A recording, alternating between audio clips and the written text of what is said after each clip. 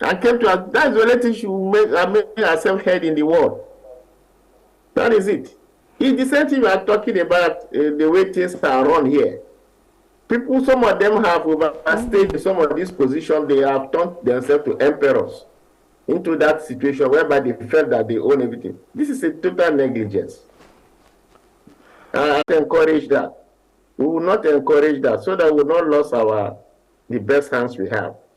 Yeah, but remember, I've forgotten her name too, that she joined Switch Allegiance to Spain some years ago. I think she was the African record holder in the 100 meters hurdles before it was broken by Toby Amos. I think in the course of the discussion, I remember her name. Her husband died in Spain as a result of road accident and all that. But though she is somebody that was in Australia. I remember her. I want to remember her name. Yeah, she's a very young athlete. Yeah, very. She has a very young lady. Gloria Lozier. Athlete. So she. Yeah, I think that's Gloria Lozier. No. Gloria Lozier has done so well for the country. You know, things like this can make you change. Yeah.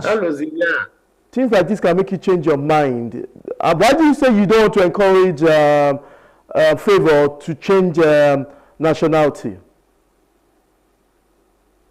Yeah, no. We just need to let her understand that there's still hope in the country. She still maintain that nationality, but then it's an individual decision. But we will not encourage her to do that. It's some lasting. Though for any other person at these two levels, so that is why we encourage a sanction, severe sanction. Some of these guys should be retired. They should be retired. They should leave because they overstayed. It's stale. They don't have new ideas. They don't even. So is it an error? I don't know how I can define it. This omission is not acceptable. It's not good. It's not helping us. Despite the fact that the sport minister say you have been interacting with that, but no. The issue is that we send athletes to go and do podium finish. Some of these officials should start coming back home. They are no more useful. Okay, yeah. Away from Favour Philo, let's go to one case also that has been trending. That's in boxing, talking about Cynthia Ogunshemilore. This is another case that has put a bad image on the country. If only we could see the future. So we are talking about Cynthia. That's the next topic of our discussion right now. Cynthia Ogunshemilore has been sent off failed drug tests. Funny enough, on this same station, on the day of the opening ceremony, I spoke with Adua the day about Cynthia Ogunshemilore, and he said so many things. But she failed the test, and the test was that prior to that, how was she being selected? Was there no test conducted? And we were made to understand everything was okay. That all the athletes we are presenting are all clean. I use the word clean. They are all clean. From the officials, from the collective one, before handing them over to the local organizing committee of the Nigerian NOC. So now, if you are not getting to that point, and honestly, the focus was on most of the Nigerian athletes also, because in the past, we have almost 7 or 6 that were also serving ban. So what that was not taking it lightly with us. They were focusing on most of our own representatives. So when I mean athletes, it's a collective now I'm using for all the person involved. So if our boxer Cynthia was not caught on one of those issues, it tells you that the officials too have not done their work. It boils down to the official of the federations. Because if everything was coordinated the way on what they presented, and that means that some of the reports they presented are not really the true fact report. They only present the report of a high service to make things look good. That is not the situation. I feel that it's another minus for us. It's a very big minus. Now she will have to leave the home. To leave the game village, she has to come back to where she is. But now, how do we trace her? Have you been able to look at her? Then how do you rehabilitate her now? That's the next thing. How do you rehabilitate her? How do you make her to see her confidence in herself? These are the issues that is now left. You just abandoned her because she went off in the quest of trying to what really went wrong. Our administrator, there's an element of conspiracy also, which I believe that is also in line to what is affecting us. We also know that information is that she's a Can you hear me? Yeah, we can hear you. I'm sure a lot of people are engrossed with your vivid explanation on that issue. And we also know that she is ranked fourth in that category. Talking about Cynthia Ogunshemilore, she has done so well for herself in boxing, and she was the International Testing Agency has announced, like we all know, she was ranked fourth, and then she's took bronze medal in the last Commonwealth Games. So many things to talk about in her career. So I rather think that the NOC and the ministry, we know that she's not the only person that have been found to be a victim of bad substance at the ongoing Olympics. There's another athlete who has also, that's from Iraq, judoka. No, whether she's the only person or not, that is not the issue. The issue here is our tracking system. How do we track our athletes? How do we track her? How do you understand what really went wrong with her? This is what I'm talking about. Do we just leave them in the wild? Even our personal trainers and personal manager or whatever, we should be able to give us a framework that this is what happened. There should be an history. The history prior to the Olympics, where were you? What happened? What was your medication? She's a lady. She will have taken other things that she may not even know ignorantly that is part of it. It's affecting part of the water doping element. But has she been briefed herself? Have you been able to educate her? Let's see. What do you think now that the game is here? Your expectation, is it still high or the reality has checked in? Well, the reality here will have been that I reduced my benchmark. It has reduced my benchmark because I was very certain about the table tennis that we can get a medal there. I was very, very certain of Aruna doing because considering his history. So, and the other games, our badminton, I wasn't too sure about the badminton, but then being a captain and a Nigerian and a champion too, I don't feel like it's okay. But I still have my hope in athletics, and let's see how I hope they will not burn themselves before the finals and let them get the heat on. And we still have some men. At least we can see. I've reduced my benchmark from 10 maybe to 3 or 5 or 4. And should come from the athletics. That is why I'm very angry about this Ophilie issue. Because I feel she's a potential podium finish for us. And that's why I say we should punish somebody. Those guys should start leaving. Some of these officials should start leaving that party and come back to Lagos or Abuja. Time will not permit me to talk about the kit controversy between the kit of the NOC and the kit of the sport ministry.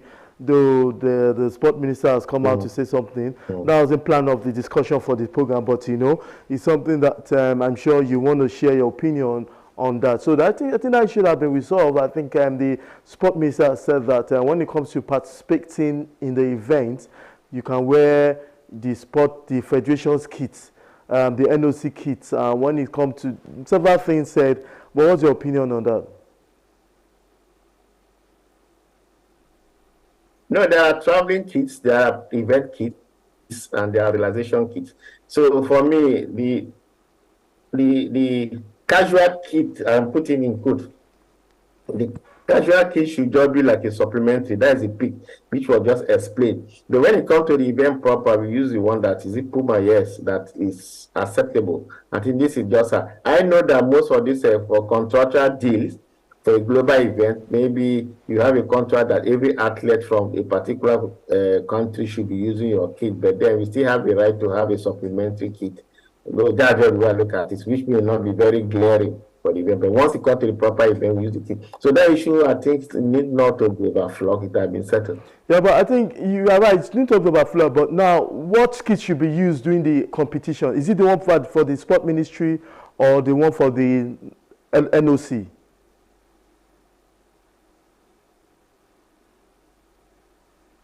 You say what? No, the competition is for the one from the LOC, the one the NOC have assigned to the countries to use. I think that is the wrong one. So for the other country should be the pick one. The pick one, you can use it for your training, you can use it for any other thing.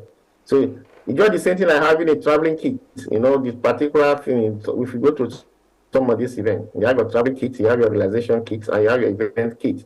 So nothing stopped that. I know what is going on is just a marketing issue that is affecting it because you want to add your brand visibility. Otherwise, there's no. If they start tying about Marvelous kaftans and everything that you desire for traveling.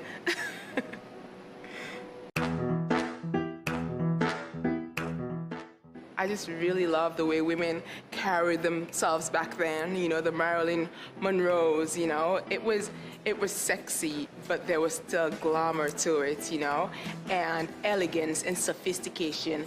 And I feel that's what my designs are about, you know.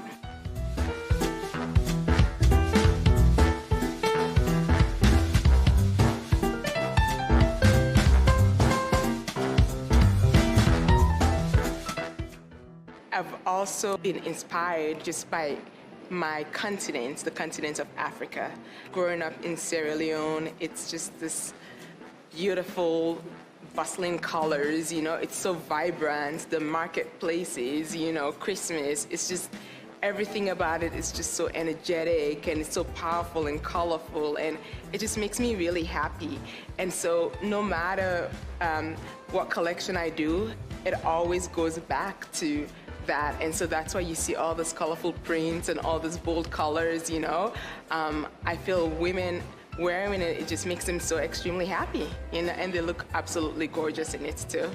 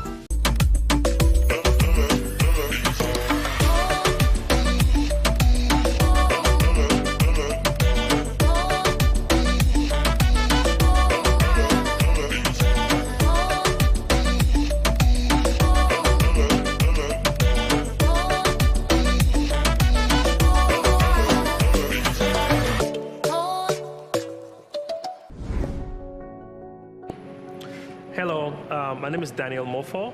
I'm the founder and designer of Don Murphy, a men's luxury custom suit clothing in Dallas, Texas. Fashion is color.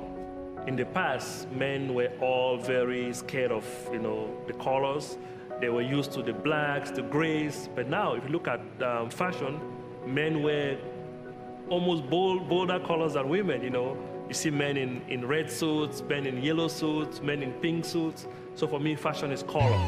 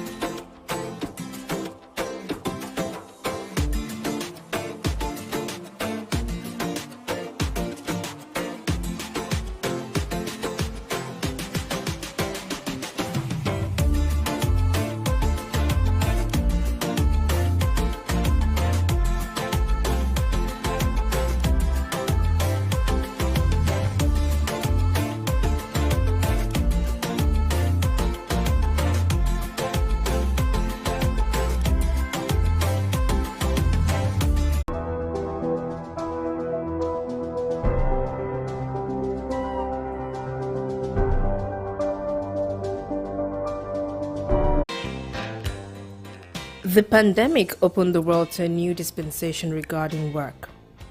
How people work and the career paths they take differ from generation to generation. There are 5 generations present in the modern workplace, each with unique expectations and perspectives. A person's career path is described as the work they do and the roles they hold as they climb up the ladder. Before the millennium, career paths for many was simply linear, which could be a person working at the same organization and growing there till they retired, or a person working in the same role but changing jobs a couple of times. Security and staying power were the cornerstone of this career path. However, with modern technology, a person's career path can be as multifaceted and versatile as the individual wishes. Millennials now work multiple roles in their career trajectories, pursue numerous passions that are sometimes interwoven, and work at different roles in their journeys. Baby boomers and Generation X only considered a job good if it gave them the security to work there till they retire. But for millennials and Gen Z, the workplace has changed and so has the career structure. Millennials often change their career paths or juggle multiple interests simultaneously. Being able to move from one job to another might signal a person's employability and adaptability. Baby boomers tend to believe that working long hours is what defines success and value face-to-face interactions with co-workers. In contrast, millennials believe that innovation and flexibility are key ingredients for success at work. The shift in occupational structures, for example, the increasing gig economy, is leading to polarization in employment, wages, and inequalities. From remote work policies to virtual leadership, the pandemic changed how we work. The opportunity to telework increased for some, such as knowledge workers, but not for frontline workers. Among the benefits are an improved work-life balance for some, as well as changed attitudes to well-being. Teleworking can lead to a higher productivity and lower operating costs for companies. Work is increasingly flexible and decentralized. Working from home or out of a workspace is favored by many because of the flexibility that comes with it. Millennials and Gen Zs prefer flexible work schedules and part-time hours so that they can balance their work and life compared to older generations who prefer security. Some people are social people. When they go to the office, they have friends everywhere. Good morning. How was the football match? You just with your colleagues and stuff like that. That social element at work, a lot of people need it. Me personally, I'm an extrovert, but I'm also high on the introverted side. I like going to parties, I like making friends, but I also like keeping to myself. So at work, I'm not the friendliest. I would smile, I would say hi, but I don't need to. So it depends on your personality and what you need. For me, work from home works a lot for me because I get to spend time with my family. I'm always in the house with my partner, and that really makes me happy.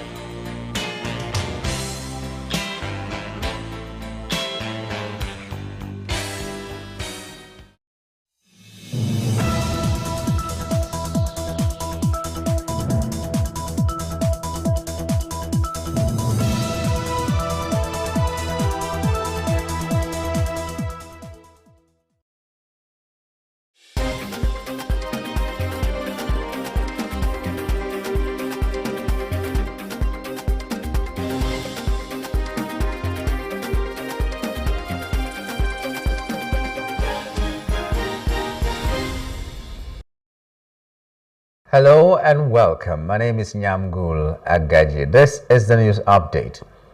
The Chief of Defense Staff, CDS, General Christopher Musa, has bemoaned military takeover in some West African countries, saying it has created unintended consequences and threatened democratic values in the region. He spoke at the 42nd Ordinary Meeting of the ECOWAS Committee of Chiefs of Defense Staff in Abuja on Wednesday.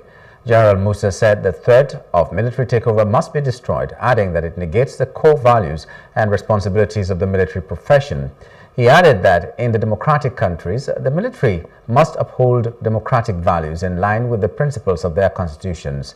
Also, the Minister of Defense, Mohamed Abubakar, and his Foreign Affairs counterpart, Yusuf Tuga, challenged the service chiefs from the regional bloc to tackle terrorism through effective collaboration to combat illicit movement of small arms and light weapons in the West African sub-region. The meeting held at the defense headquarters in Nigeria's capital city, Abuja, and had regional security as one of its agenda at the time the bloc is considering the establishment of a force that will counter security challenges. Challenges like the military coup in some countries in the region have had unintended consequences and have threatened our collective democratic values. This trend must be discouraged as it negates our core responsibilities as military professionals. Let me therefore use this opportunity to emphasize that as democratic countries, we, the military, must uphold democratic values in line with our various constitutions. The activities of terrorist handles and violent extremist groups, intercommunal conflicts, as well as transnational organized crime networks, including cyber insecurity, banditry, misinformation and disinformation, have continued to undermine peace and security in our region. The federal government of Nigeria has issued a stern warning to foreign countries against meddling in the nation's internal affairs. The Minister of Foreign Affairs, Ambassador Yusuf Tuga, issued the warning on Wednesday while briefing members of the diplomatic corps in Abuja, highlighting the significance of cordial international relationships. The minister called for continued collaboration from the international community to support Nigeria's effort in overcoming its current challenges and achieving a better future for all Nigerians. Tuga, who reiterated the government's effort to work hard through the various reforms programs and measures to address challenges facing Nigeria and Nigerians, stressed that no nation tolerates foreign interference in its domestic affairs and that of its citizens, adding that Nigeria is not an exception. According to him, the government would take appropriate action against any foreign entity residing in Nigeria that is found to have directly or indirectly supported the protesters by whatever means or seeks to interfere in the internal affairs of the country. President Tinubu understands the pain and frustration that drive the protests and has assured that his government is committed to listening and addressing the concerns of Nigerians. He has appealed particularly to the youths and advised them not to let violence and destruction tear the country apart. The President had approved the suspension of import duties and taxes on essential items for a 150-day period to ensure that food prices come down in the short term, while the administration is investing heavily in agriculture to ramp up local production and provide food not just for our local consumption, but possibly for export in the medium and long term. President Bola Tinubu has pleaded with Nigerians to be patient with his administration, assuring them that the country is transitioning from darkness to dawn. In an official video released by the State House on Wednesday, Tinubu acknowledged the country's ongoing hardship due to the removal of fuel subsidy and the floating of the naira. He noted that Nigerians' pain was compounded by what he described as an unavoidable lag between the subsidy removal and his plans for the country. This period may be hard on us, and there is no doubt that it's tough on us. But I urge you all to look beyond the present temporary pains and aim at the larger picture. All our good and helpful plans are in the works. More importantly, I know that they will work. Sadly, there was an unavoidable lag between subsidy removal and these plans coming fully online. However, we are swiftly closing the time gap. I plead with you, please have faith in our ability to deliver and in our concern for your well-being. We will get out of this turbulence, and due to the measures we have taken, Nigeria will be better equipped and able to take advantage of the future that awaits her. For example, we shall fulfill our promise to make education more affordable to all and provide loans to higher education students who may need them. No Nigerian student. We have to. The House of Representatives on Wednesday explained why it is yet to donate half of its members' salaries as promised.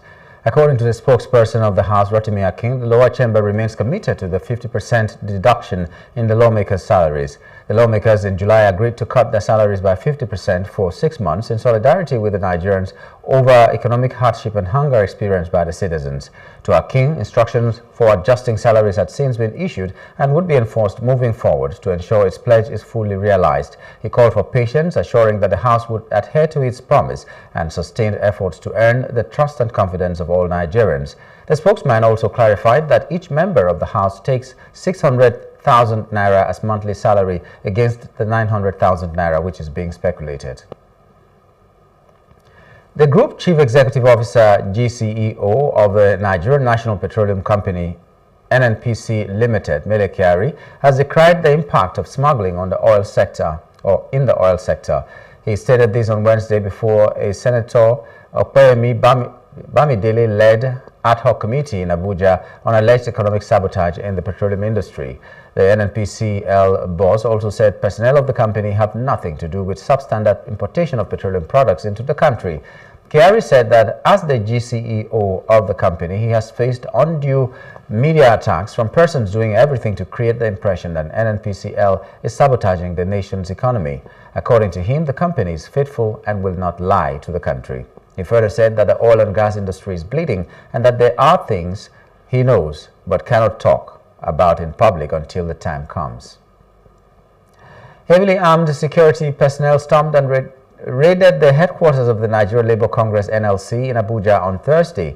According to the union, the operatives stormed the Labour House, as its headquarters is called, around 8:30 p.m. The NLC is not immediately able to ascertain all the things taken away from its offices.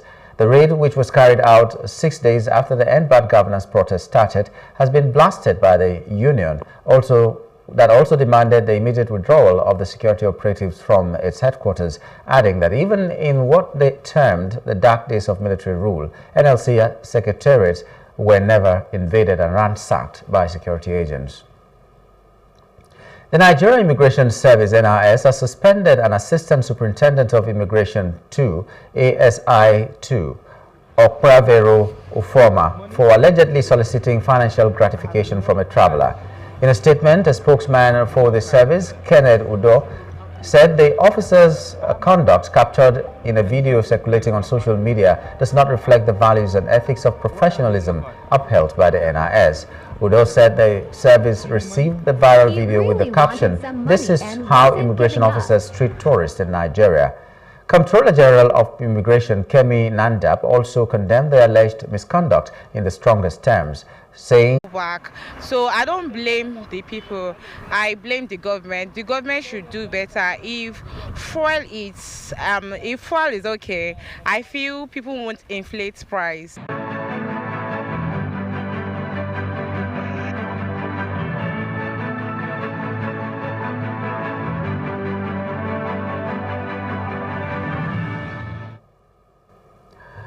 From other parts of Africa, Tunisian President Kais Saied has appointed Kamal Madouri, the Minister of Social Affairs, to take over the role of Prime Minister, according to a statement by the presidency. Hachani, who was the Prime Minister, had expressed in a video message just hours prior to his removal that the government had achieved progress on several fronts despite challenges related to high food and energy prices. The dismissal occurs during widespread dissatisfaction with ongoing water and electricity outages across the nation. The government attributes these issues to a persistent drought which has prompted water rationing. The Agriculture Ministry reports that the dam level is critically low at 25%, while Saied perceives the water shortage is a conspiracy ahead of the presidential election, asserting that the dams are actually at full capacity. Outside Africa, Democratic presidential candidate Kamala Harris and her new running mate, Minnesota Governor Tim Walz, put his Midwestern credentials to the test on Wednesday with rallies in the battleground states of Wisconsin and Michigan. The Democratic candidates are using their first joint campaign swing to introduce Walz, a former teacher and football coach and a veteran of the Army National Guard, to voters around the country after he beat out better-known Democrats for the number 2 spot. They are also making their case against Republican rival Donald Trump and his running mate, U.S. Senator J.D. Vance, with less than 3 months until the November 5 election. The Harris campaign said it raised $36 million in 24 hours after announcing Walz as the vice presidential pick on Tuesday. Wednesday's rallies drew more than 27,000 people in total, according to the campaign. Democrats regard Wisconsin and Michigan as near must-wins in the 2024 election. The states have loomed large for the party since Hillary Clinton's unexpected defeats there helped clinch Trump's 2016 win. Biden beat Trump in both states in 2020, but opinion polls showed him facing a close battle in Michigan before his exit, with many members of the state's significant Arab and Muslim American population fuming over the humanitarian crisis of Israel's war against Hamas in Gaza. In business news, the Central Bank of Nigeria, CBN, has sold $876.26 million to end users whose bids were submitted by some 26 banks. A circular released by the Apex Bank on Wednesday said the move is to boost the falling naira. The development comes as the naira comes under pressure through seasonal demand from the summer tourism and businesses seeking the greenback to bring in goods to the import-dependent nation. According to the circular, total bids came to 1.18 billion US dollars, which was received from 32 authorized dealers bank. Of these, bids valued at 876.26 US dollars or 26 million US dollars from 26 banks qualified, while bids valued at 313.69 million US dollars from 6 banks were disqualified. The disqualifications were due to 4 banks submitting bids after the 3 p.m. cutoff time and 2 banks failing to provide bids in the required template. Additionally, all bids with Form Q and unverifiable Forms A and M on the trade portal were disqualified.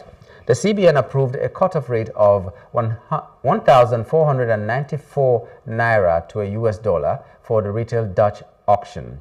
The detailed results and qualified bids will be published on the CBN's website to ensure transparency.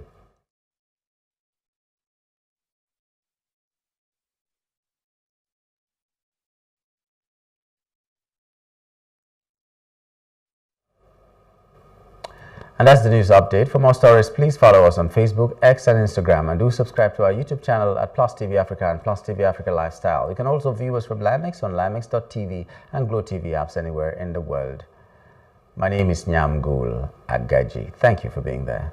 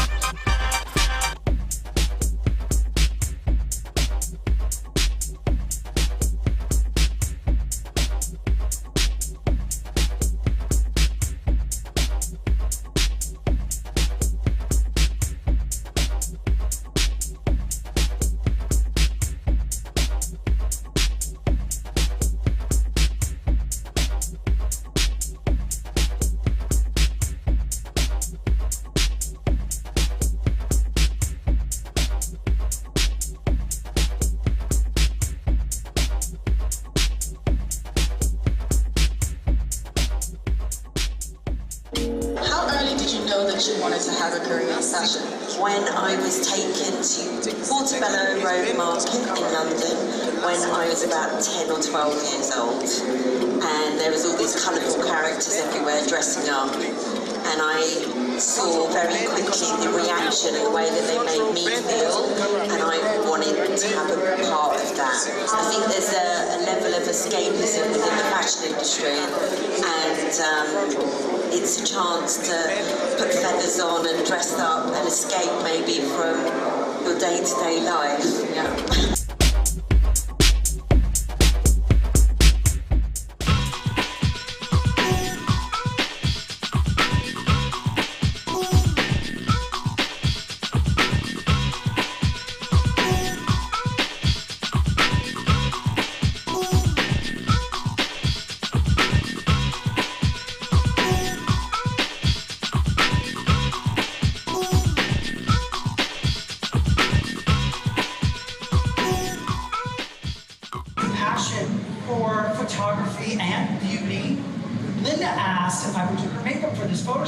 So, of course, I was beyond thrilled, and I said that I would do it. I mean, after all, I've done her makeup over the years, kind of on the side, learning my craft along the way, and I'm going to be honest with you.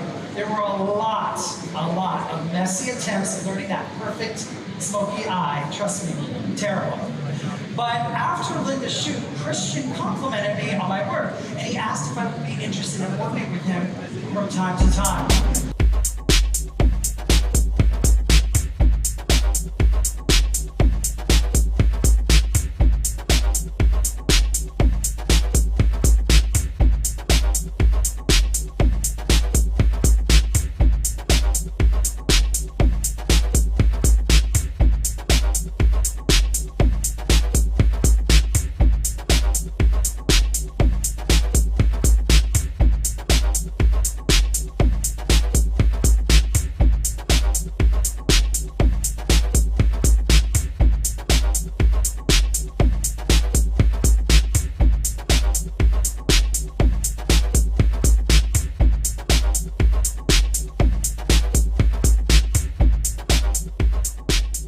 Before I, introduce her, she's such an amazing person, such a vibrant personality. She's one of us. She's the first West African woman to be a style editor at Elle magazine. Her style has been described as eccentric, classy, and fashionable. Ladies and gentlemen, put your hands together for Nikki Ogunnaike. Hello. Can everyone say hello to my Instagram, please? A big Naija hello. Yes, oh yes. Thank you so much, Nikki. Welcome. Thank you. What does style mean to me? Style is inspiration. It is, and style is a portrait of who you are as a person. So when you put on your clothing every day, you're telling the world something. And so here I'm telling the world with this outfit that I like colors and I like vibrancy and I'm excited to be here. So what am I telling the world about? I think you're telling me the same thing. Okay. The yellow is nice. So, I think that fashion and style is just inspired by what you see in the world via Instagram, via Snapchat, and also through fashion magazines and websites. Yeah. Okay. Come on up, just turn around. No, Waki, you have to model for us. Okay, she's modeling for us, and so I guess I'm gonna weigh in on my sister's outfit, which I love. Doesn't she look good? Can we get a round of applause for Lola? Oh, come on. Thank you. So as a fashion expert, this is what I'm weighing in on. I think Lola looks amazing. She's figured out a way to use a traditional sort of silhouette, wear white, which is nice and airy, but she added her own sort of sense of style with this belt. And I love it. And I think she got these shoes in Nigeria when we were just here. So she's mixing, American fashion with Nigerian fashion. Okay, everyone give them a round of applause. Okay, work it, all. Work it. There you go.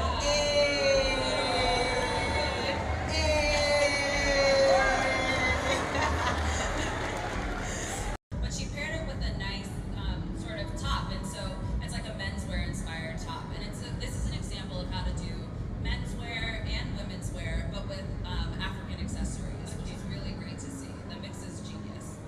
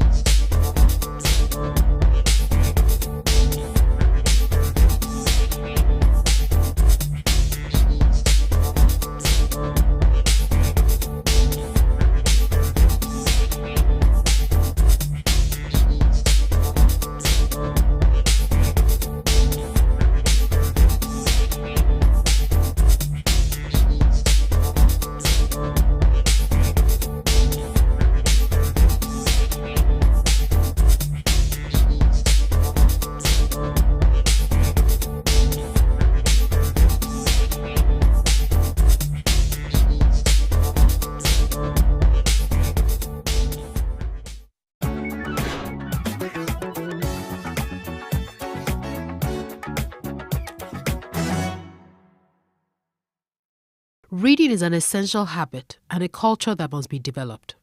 Nigerians are generally believed to have a poor reading culture. The role of government in promoting reading and equipping reading spaces and libraries in Nigeria cannot be underestimated.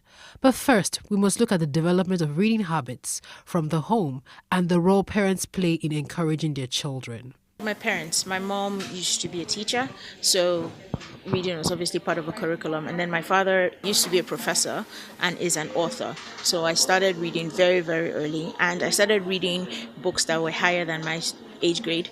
I was reading African Writer series from age 7, age 8, and reading encyclopedias by that time. So obviously my parents had a huge part and encouraged that in me.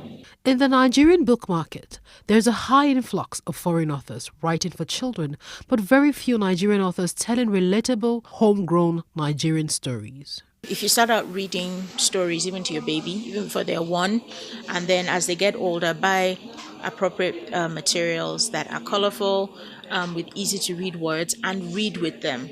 I think that helps. Adedotun Enyade, a co-founder of Robin Heights, a leading bookstore in Nigeria, has tips for Nigerian authors and how they can improve on their work and get into the hearts of readers. The story has to be good, right? If you're writing, whatever you're writing, if you're writing fiction, if you're writing non-fiction, it has to be really, really compelling, one. Next thing would be in terms of the packaging, right? People have gone past the era where you just take your books with just about any printer to print for you.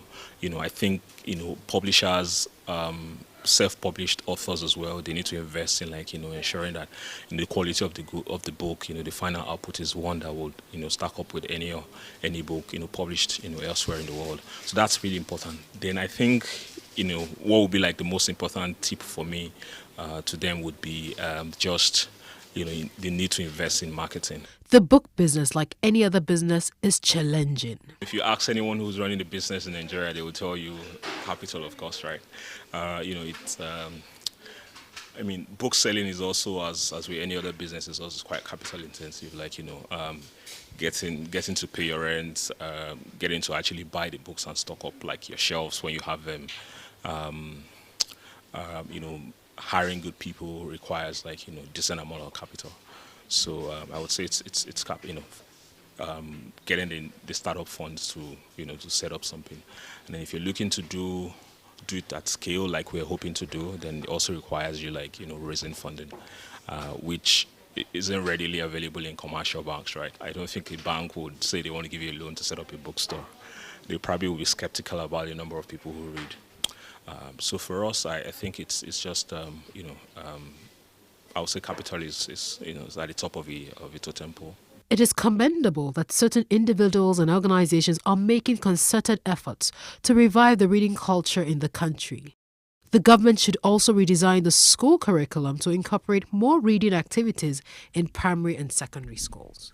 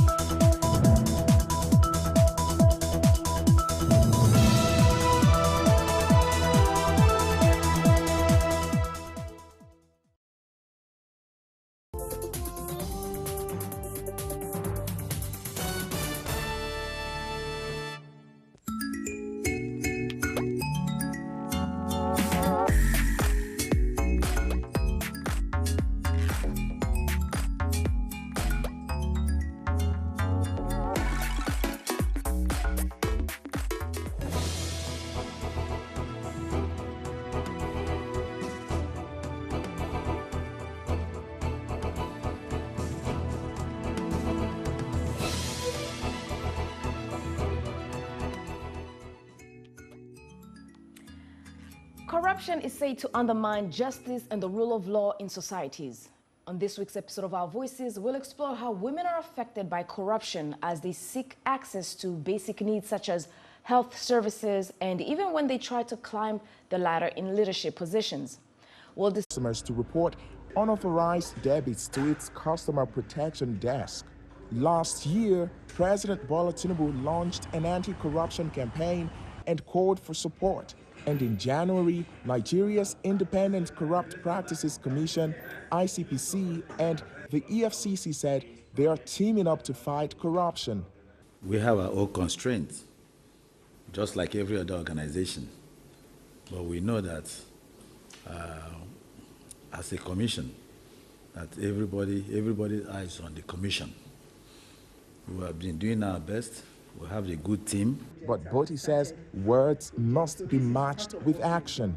Corruption is systemic, then we need a more systemic approach to fighting it.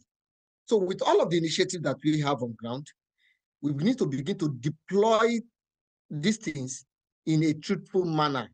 So for instance, again, we have the EFCC. They need to do more beyond just picking some few persons here and there. They need to touchlight more. They need to investigate more. They need to prosecute more people. The global financial watchdog, the Financial Action Task Force, says Nigeria has until May next year to address financial crimes, including terrorism financing, or risk being excluded from the global financing system, which would make it more difficult for Nigeria to do business and access international financing. Nigerian authorities say they'll make sure that doesn't happen. Timothy Obiezu, VOA News, Abuja, Nigeria. Thank you so much, Timothy Obiezu. Yeah, and to go back to that gender neutral aspect, I think it's a very, very interesting research that if our audience wants to know more, they can refer to the OSCE.org. Well, they'll know. Yeah, it's very interesting. Awesome. So I wanted to ask you, Miss Anamila, is she here? Yes, she's with us. Can you hear us, Miss Anne? Yes, I can hear you. Awesome. So can you briefly give us examples of what constitutes corruption? Well, I think one of the key things around corruption is that, firstly, it's usually an illegal act. And then secondly, it also involves abuse of one's position. And it also is about that person that is initiating the corrupt action, gaining some sort of advantage out of it. So normally corruption involves solicitation of whether it's financial or material gain for that person that is corrupt. And it happens, in various ways. It could be a request for a direct bribe. It could be double dealing. And as we are seeing in more and more these days, or maybe it's just that we are more alert, the issues of sextortion, all those border on corruption. Right. So it's about doing something because you're in a position, and then the other person needs that service, and it's usually around public office, though it does happen in other areas as well. I agree. Bribe, extortion, and so forth. Well, let's come to Lusaka, where you are, where the president constantly speaks firmly against corruption. And in this next clip that we're about to watch, it's an alleged corruption tactic that happens in the health system. Our colleague Kathy Shorts covered it, and we'll come back. Charity Musamba is a lecturer at the University of Zambia. She says she experienced the situation aptly described by the president. On March 10, she was waiting for a full blood count examination at a Lusaka health facility, along with her sister who was caring for her, when a medical staffer allegedly attempted to solicit a bribe from her sister, Albert Sato. Look at the queue of people waiting to be examined, and there's only one machine.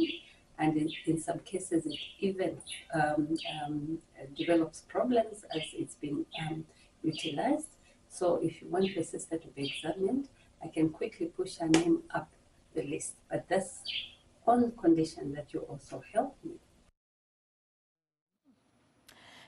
Ms. Anne, when we look at this particular tactic in the health system, do you think that it's more of a corruption culture, or is it, just people who are innately like that?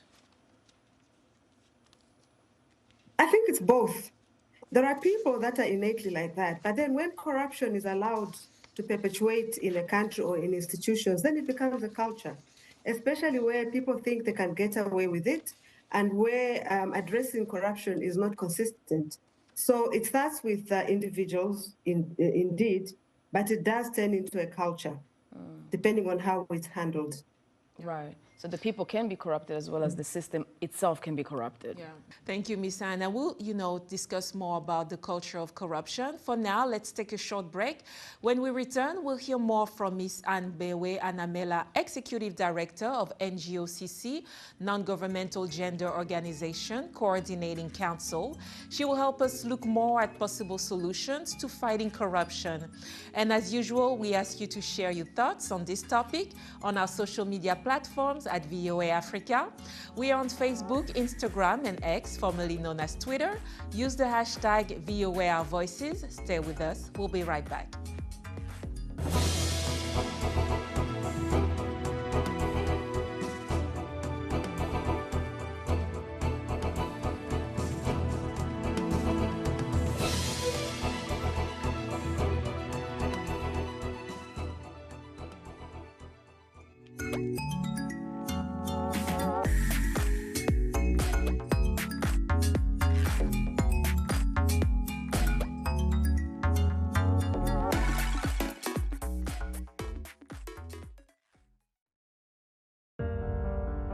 In times of change, when the world seems uncertain and what we hear doesn't reflect what we see,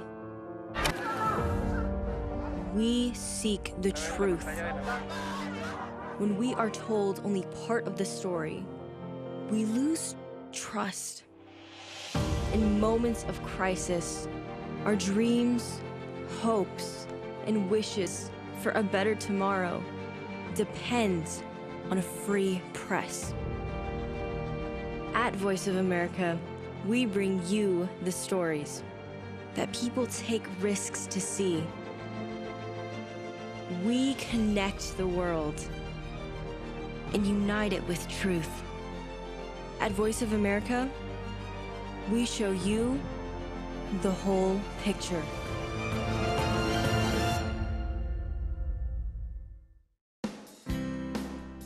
Health, wellness, sport, beauty, medical breakthroughs. Healthy Living cares about your well-being. What are the main health concerns in Africa and around the world? Find out the latest on coronavirus. Connect with our experts and ask them questions. How long does the virus stay? Join me, Linor Moudou, in Washington, every week on Healthy Living, right here on VOA.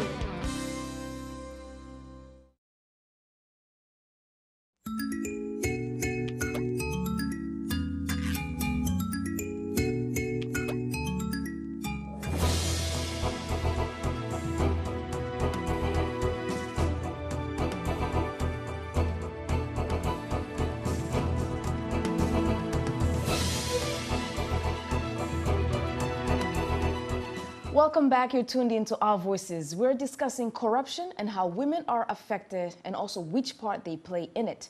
With us via Zoom from Lusaka, Zambia is Ms. Mbewe Anamela, Executive Director of NGOCC, Non-Governmental Gender Organization Coordinating Council, and will now help us look at some possible solutions to fighting corruption. But before that, in Ghana, corruption is a major issue, and state agencies mandated to tackle it are struggling to succeed in their mission. Civil society groups are taking up the challenge with initiatives that exposes corruption in the public sector, creating public awareness, and also pushing for prosecution. Let's take a look and then discuss this further. Isaac Kaledzi has more from Accra, Ghana. That's because as a journalist, you must have a heart. These Ghanaian journalists are planning for their next big investigative story. They work for the Fourth Estate, an Accra-based non-profit public interest and accountability initiative by the Media Foundation for West Africa. We work with Ghanaians, we work with whistleblowers who give us information. And so we look at issues and we go deep into those issues. We bring them out in forms of publications, online, write-ups and YouTube videos and all that, mainstream documentaries. The publications focuses largely on anti-corruption related stories. Since launching in 2021, it has published several groundbreaking anti-graft stories. Among them was an expose by the project on asset declaration following a requirement that government officials declare their assets. The Fourth Estate filed the case with Ghana's Commission on Human Rights and Administrative Justice that further investigated the matter. So when we did that story, as many as 294 or so public officials hurriedly declared their assets. In fact, before the publication, they had not declared, but they were in office. But when we published the story, very quickly, they declared their assets. And we thought that that was impactful and it sent the right message to authorities and to public officials.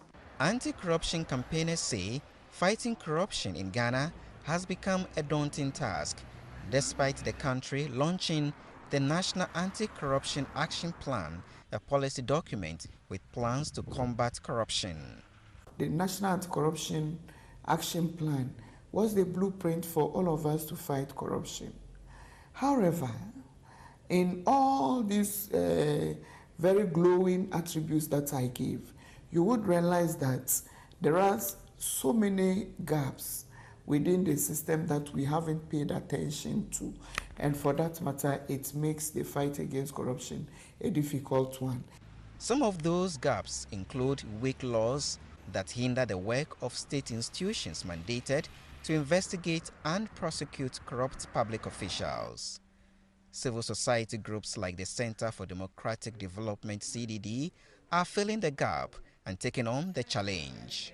In 2017, the organization launched the Corruption Watch Project in an attempt to reduce public corruption through advocacy for transparency. We are able to do original investigations. We have actual investigative journalists as part of the team that do their investigation, but we also try to follow up on cases that are alive or cases that we feel have been buried and we have forgotten, that we think we need to revive. The activism by the CDD team for the past 7 years appears to be yielding results. We didn't want the issue of corruption to die and also to be episodic. We just wanted to keep it on the minds of citizens that we need to keep fighting. We need to take an interest. They need to join the fight because we're feeling that corruption was becoming normalized and people felt that, oh, well, that's how it is. Thanks to the works of these civil society groups, the fight against corruption is on people's mind. Both as anti-corruption and governance experts and think tanks, a lot of work has been done. We have shown evidence of research that corruption is an issue and it is hydra-headed. And to fight it, we need serious commitment. Isaac Kaleji, VOA News, Accra. Thank you so much, Isaac Kalezi, for that report from Accra, Ghana. And indeed, as you've said, fighting corruption is on people's mind, and organizations are trying their very best to do what they can to curb corruption. Now, back to our guest who's on Skype from Lusaka, Zambia, Miss Anne. Now, I often see police officers on the road when I'm on the continent, and they're in the heat of the day, and from what I can gather, their salaries are very small. Is increasing salary in government or civil service positions a sustainable solutions to curbing corruption, especially on the road when you are out and about? Well, I think it's okay. That's part of the solution, but there is more to it. Earlier on, we spoke about whether it's individual or it's systemic. Mm-hmm. So at an individual level, I think there's need to in a way change mindsets, though, and that's not an easy thing to do. So it's both a cultural issue and it's a systemic issue, and these are personal issues. Increasing salaries might help, but then I don't know to what extent that would help. I think we'd really need a study around that, because there are persons that have been involved in corruption That's very, very clear what the punitive measures are at institution level as well as at individual level. So it needs a coordinated response with various institutions and individuals too. Absolutely. But what about the household? You know, it's like not everybody's equal in front of corruption. What can we teach our children? What can be taught, you know, in a household so, you know, people are less likely to commit corruption? That's a fantastic question, because we have, as NGOCC, now have introduced what we call a household approach. And that is recognizing that most challenges that societies face start at a household approach. And one of the things where we are encouraging in this household approach is dialogue in families. You know, sometimes our culture is such that children cannot talk to their parents. Parents think they really, it's the role of the schools, you know, to teach some of these value systems to the children. So we're encouraging dialogue at household level. That's right. And this is working well. It has other effects that we did not expect, very positive. Like, for example, encouraging even women to speak out more out there because they're being consulted more and part of the dialogue at household level. So that's one approach that we are taking. And then there's also the churches. Okay. We have Thank you churches so all much. across Zambia. Thank you so much. And some of these issues can be taken up there. That's right. Well, that's it for today. Thank you so much. We would like to thank you very much, our guest, Anne Mbewe Anamela, Executive Director of NGOCC, Non-Governmental Gender Organization Coordinating Council, for shedding light on this very impactful situation of corruption we all of us face, especially women, and the fight to expose it. If you want to watch more of the Dirty Deals Uncovering Corruption in Africa series, along with this and other episode of Our Voices, go on the VOA website at voaafrica.com and our YouTube channel, where you can find the top news stories of the day. Thank you so much, and goodbye.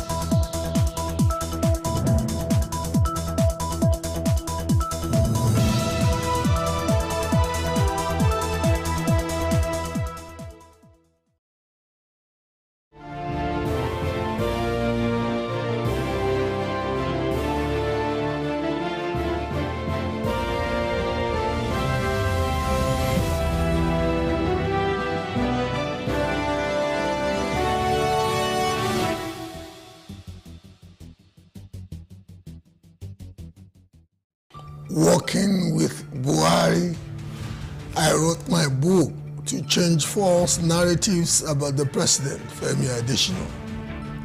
I am Bola Oba Anthis. It's possible to think that maybe when people think that those who are going into the villa would act in a particular way, given what they think they know about the antecedents, and they see them acting in seemingly contradictory way, maybe that's why they reason like the administration you served and the president you served was once thought to have subscribed to the idea of devolution when he was campaigning, especially in 2014. Was once thought to be a president that was going to bring about a more profound degree of transport. Right Honorable Rotimi Amechi, when he said he was jocularly referring to some characters who felt they could complain. He said Buhari, who doesn't even read newspapers. Buhari, what it concern Buhari concern. There was that audio leak there. And it gave the impression of a man who was living in his own world. A man who was so far away from the reality of the Nigerian environment that even, a ministerial character could have the temerity to allude to his principle as somebody who could not be bothered by any opinion or any especially social media opinionation that some people thought would respond, and is not very inconsistent with the presidential system of government, because it's like a big orchestra. Somebody inevitably will miss a chord. Somebody will miss a note. That's not even in America, where we've copied it from. We know that the president may be speaking to a particular agenda, and you could have one or two. I've thought of somebody that worked with a principal that that's a mistake. You have made again. No nonsense. That's a mistake you have made again. We'll get to it. Okay. You were asking what is the challenge. Specifically, that you perceived, that you encountered, that you had to, within the context of your personal values, your principles, your understanding of your profession. How did you juggle it? Well, I wouldn't say there was anything that came up that was insurmountable. The nature of challenges is that they are meant to be confronted. Any challenge that came, we confronted it, and as much as possible, we try to surmount it. I wouldn't say there was anything in my 8 years in government that gave me a stiff challenge and maybe it amounted to regret. No, nothing. I just took things in my stride as they came, and I believe that I did my best. A particular passage in your book speaks to the fact that when the distinguished Senator Bukola Saraki emerged as the president of the Senate, yes, we knew that it was against the run of play to meet. Left the venue, yes, and joined the plenary, yes, at the expense of the majority of place while a large chunk of the people were not there, still waiting for the meeting with the party leadership. And because they had formed a quorum, something constitutionally acceptable was deemed to have happened. So it was the subterfuge and the hanky-panky that went in with it that the president took. Not wanting to be too forensic. I was a bit disturbed as an onlooker, because at the said meeting that the senators-elect of the party were supposedly scheduled to have, all of them had congregated. A detachment of, at least what made some of us, what convinced us that the president was going to come, was because a detachment of army operatives were already on the ground, and the only elected officer of state in Nigeria that is protected by personnel or officers or operatives of the Nigerian army is the commander-in-chief. So we thought it was going to come, but there was a bit of a delay because it like came in from a foreign tour. Germany, that morning.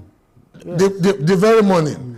So, and in your opinion, which is not gospel, you thought some people played the first one on the party and played the Quisling and went to join forces with the other side, and ultimately gave us a very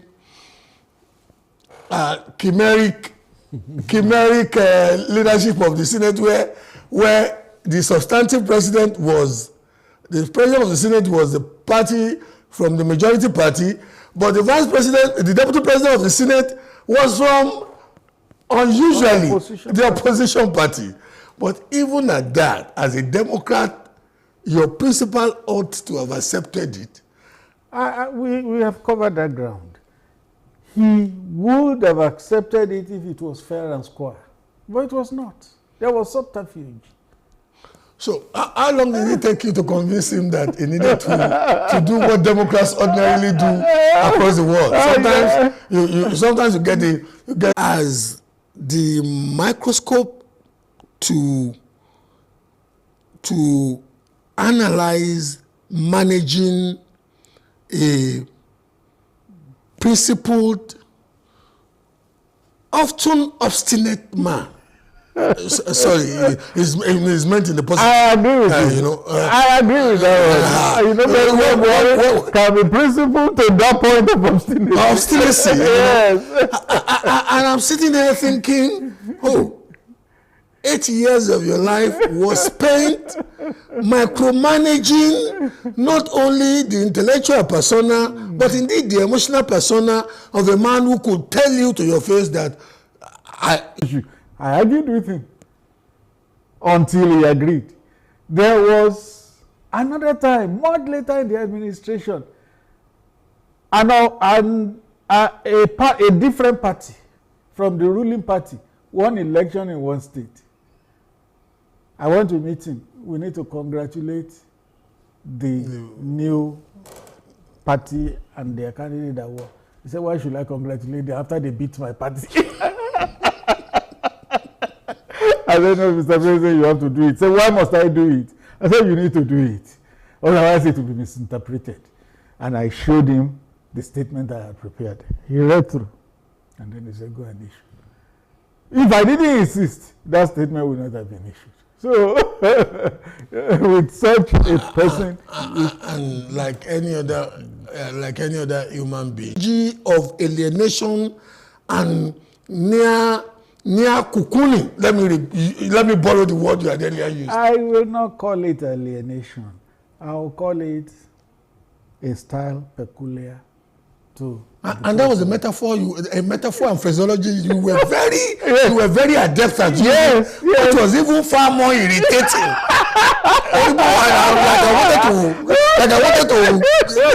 It was even far more irritating. Yes, because I had also been a student of stylistics in school. I remember my stylistics lecturer telling us that style is idiosyncratic, which means it differs from person to person. Soyinka's style is different from Achebe's style. Achebe's style is different from J.P. Clark's style. Style was peculiar to each of them. So also with the president. Donald Trump had his style where he would personally tweet and land himself in trouble. And leave his media team to not be packing this. And then President Buhari left things to us. We just needed to cross-check very crucial things with him before we issued. Now let me give you an illustration. During COVID, you know, there was a lot of trepidation everywhere. It was going to wipe out the world. It was going to wipe out Nigeria particularly and the black race. So, when there was going to be a shutdown, the president made a broadcast. A week after. The idiosyncrasies of the president. But you also had some very peculiar idiosyncrasies. That means that style is idiosyncratic. I'm coming home to you. Okay. Because at least I could sympathetically pardon you. Speaking for your principal, but you also took on some unnecessary battles. How did the Wailing Wailers, how did that emerge from lexicography? Yes. If you also read my book, a whole chapter was dedicated. But you must tell our viewers. Yes, I'm going to tell it now. A whole chapter. Maybe that will even make some people buy your book. A whole chapter was dedicated to the Wailing Wailers. What happened? In the early days of the administration, Olisa Metu was a spokesman for PDP. Anything the president did or did not do, he will issue a statement. If it rained too heavily, he will issue a statement against Buhari. That was his portfolio. If it didn't rain, he will say it's Buhari's fault. Anything, he issues statement. It became very exasperating. To you? No, well, to anybody who was following and partisans of your party. Well, we were in a large number. So one day, he issued one unnecessary statement from my view. I then did a tweet.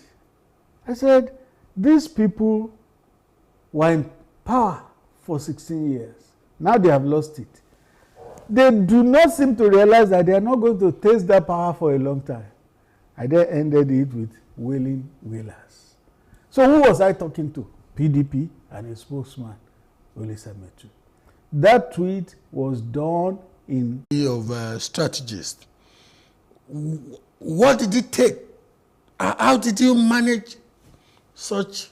On the one hand, it related more with the family than with the person of the president. Exactly. On the other hand, the people would need some modicum of logical explanatories, quote unquote.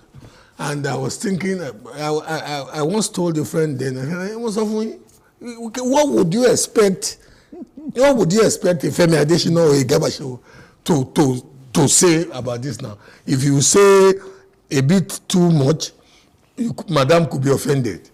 If you say a bit too much, president was such then that you would even know he had this emotional management style that he could go blank. You wouldn't even know. So how did you guys? Yes, for me and for us in the administration, family was off limits. Off limits. We didn't touch family. I remember that you emotionally lashed us with that line too. Some of your lines are coming out to haunt.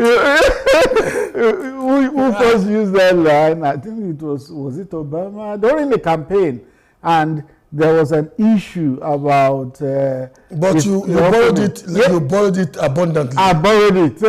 Obama said no, family is off limits. So me too. That was the position I took. Family is off limits. I was feeling. You want me to give you? And I was feeling. Boy, you're not boy. Sorry for the French. No problem. There was one weekend I came home. You were on the radio station, and you were criticizing me so much. I said, "Who is this person?" And Bola Oba. What did I do to him? Sometimes you got me so livid, and I would think, but you see, and a part of me would again say, but what could you have done if you were to swap places with? I'm not doing this as a PR for you. I know. Because some people are watching now and they're feeling, I still have my cane somewhere in Okeaja. I didn't want to speak the French, but you have helped me now to speak the Yoruba. I have my book. Yeah, it's a very delicate and sensitive assignment, and you have to use your sixth sense to do it. Otherwise, you land yourself in trouble. You became the first Nigerian to hold the position for 2 terms of a president. Yes. Is not only in Nigeria, in most liberal democracies, it is perceived to be one of those portfolios with loads and loads of banana peels, littering the welfare of the professional or the person handling it. Because whichever way you speak, some will be happy, especially loyalists and partisans of the party of the president. But some, even if you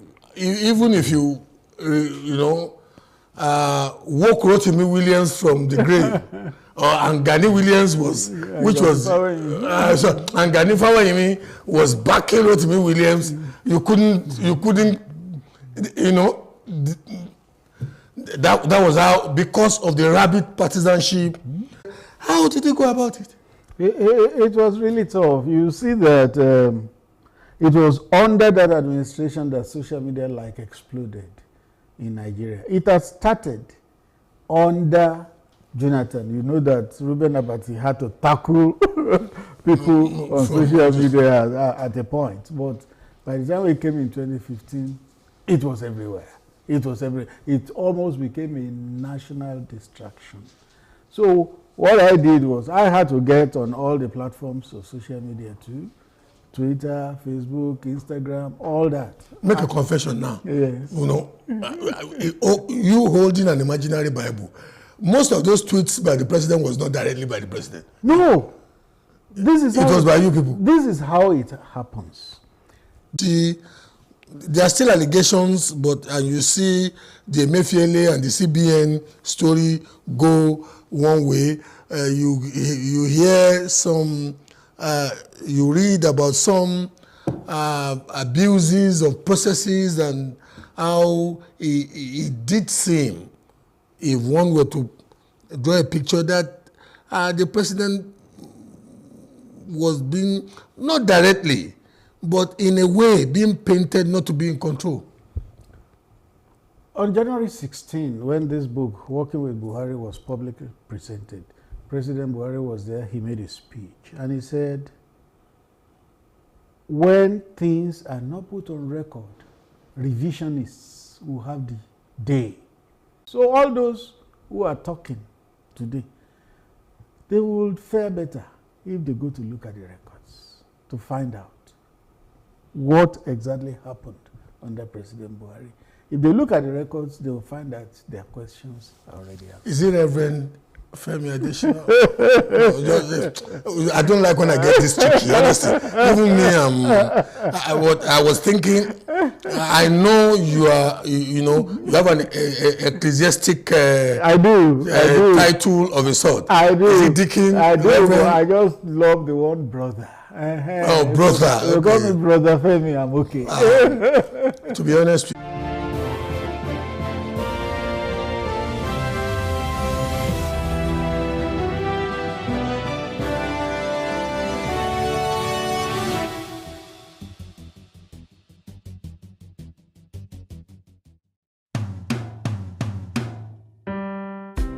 my name remains Bayo Ali, aka Ali Bey. Join me in this time-traveling voyage and let's relive those good old memories together. Welcome to my world of a glorious past. When I tell you life was good while growing up, believe me, it was really fun and exciting. Though of Ijebu origin, I was born at the popular Island Maternity Hospital, Lagos. My elementary years were spent in Surulere Axis, surrounded by lots of recreational facilities, peer groups, and schoolmates who not only made growing up fun, but also very memorable. I own up to coming from an upper middle class family.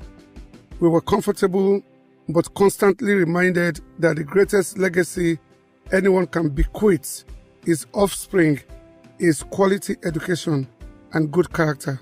So my father, that was his greatest inheritance for us. So imagine us being one of the few families in Surulere who owned a television. Big deal? I still recall our Grandic brand, and some of the children in our neighborhood curried our favor just to be able to peep through the window and catch a glimpse of their favorite programs like Wrestling from Great Britain, The Combats, Dan Blocker, Penny Roberts, Michael London, and Long Green. You remember those characters, Village Headmaster, and another one, a Y50, the good old days. In our own little corner and space, we were privileged but not spoilt. Yes, we used to have occasional weekend treats at the Apapa Amusement Park, swimming at Roe Park, and the greatest fun at Shell Club, now Eagle Club. But our parents, amidst fun, will continually drum it into our ears that success in life is more paramount than all the temporary fun. Departmental stores rivaled what was available in England. It was the glorious era of Kingsway, Leventis, and UTC stores. Even back then, Kingsway was fitted with an escalator. The malls were better stocked than what we celebrate today when we enter ShopRite stores. How about the fact that the postman delivered letters twice a day, 6 days a week, and even up to the early 80s, a letter posted from London to Lagos will be delivered within a week. Sounds incredible, but also true. It wasn't uncommon to be informed several days about routine maintenance activities that would disrupt water or power supply for a few hours on a particular day. Even Lagos taxis were metered back then. You simply hail a taxi and fix your gaze on the meter. Great were those moments when we had less to bother about. Security was the least of our challenges because most houses in Surulere then had no fences or bulgar bars. In the area of transportation, the LMTS, Lagos Municipal Transport Service, was so effective as what operates today in some Western countries. Bus 88 covered Surulere to Yaba and operated clockwork. The timing was predictable. Days when newspapers were laid out by vendors on our streets at Adinogusu and Surulere with no vendor on stand, and passerby would just pick their preferred copies and drop the coin by the stand. You want to try that today? I recall with nostalgia those golden era when a brand new Volkswagen Beetle was sold for 3,500 and my monthly take home at the Nigerian Ports Authority was 145 naira. We had savings and were also able to fund our social activities from that so-called mega salary. Those were the days of luncheon voucher when organizations subsidized lunch break expenses. Wow. There are 5 key steps you need to know as an adult, as an educator, to be able to provide child protection to any child within your vicinity. Number 1, you need to learn the facts. Child sexual abuse can be contactual or non-contactual. It can involve actual defilement. It can involve exhibitionism, touching a child inappropriately, or exposing the child to pornography. And you need to know the different ways children disclose. They can disclose to you directly, they trust you, but even in that, they may not give you the full details. Then there could be accidental disclosure in normal day-to-day conversation. Then there can be indirect disclosure. The child may pretend that it happens to another child because he's ashamed, he or she is ashamed and should be shamed and should be blamed. And then you need to reduce the opportunity for it to occur. You don't leave children alone physically or digitally. These days, the world has turned to a global village. You need to monitor their internet spaces. You need to know about digital empathy as an educator.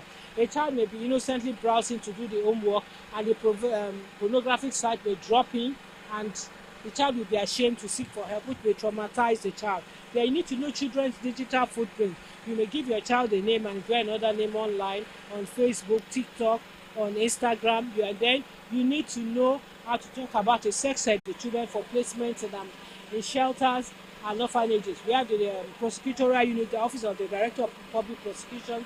We have the Domestic and Sexual Violence Agency with a formidable interagency collaboration among all the agencies. Our belief is that adults are responsible for protecting children, not children protecting themselves. Children cannot protect themselves because of their cognitive and vulnerability. And there's no way a child can give his or her consent to sex. And there should be no shaming and blaming.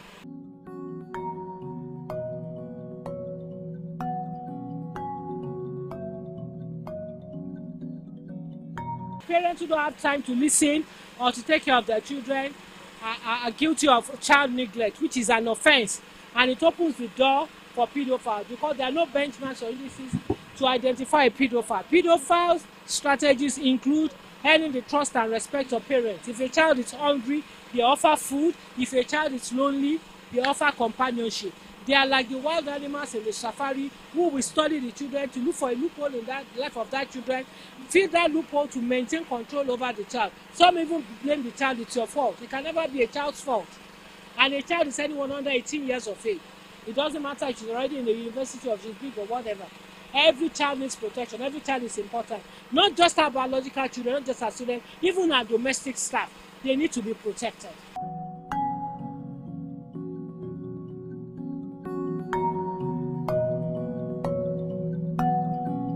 Defilement is life imprisonment, sexual assault by penetration. It's about 7 years. We have a range. Touching appropriately, we have 1 year, 3 years, depending on the offense that can be established. But the rock bottom is that child sexual abuse is unacceptable and it is preventable. No longer should we allow perpetrators to go on with impunity. And no single agency can do it alone. We need interagency collaboration, the support of community-based organizations, religious and traditional rulers, all to ensure child protection.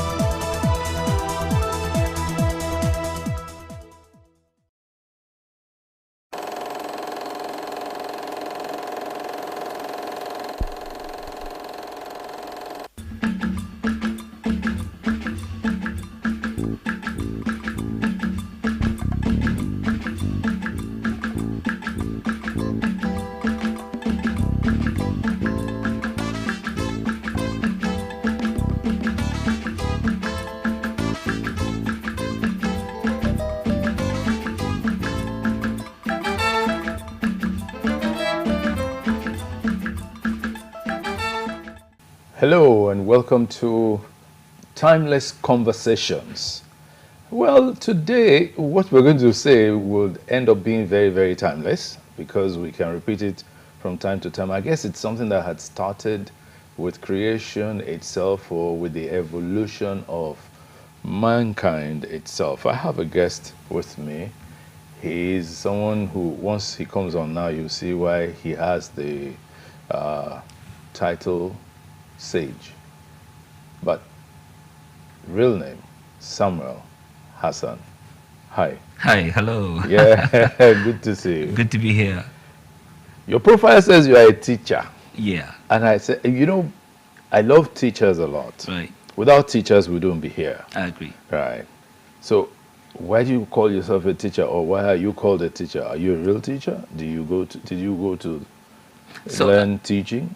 Yes, so I teach quite often.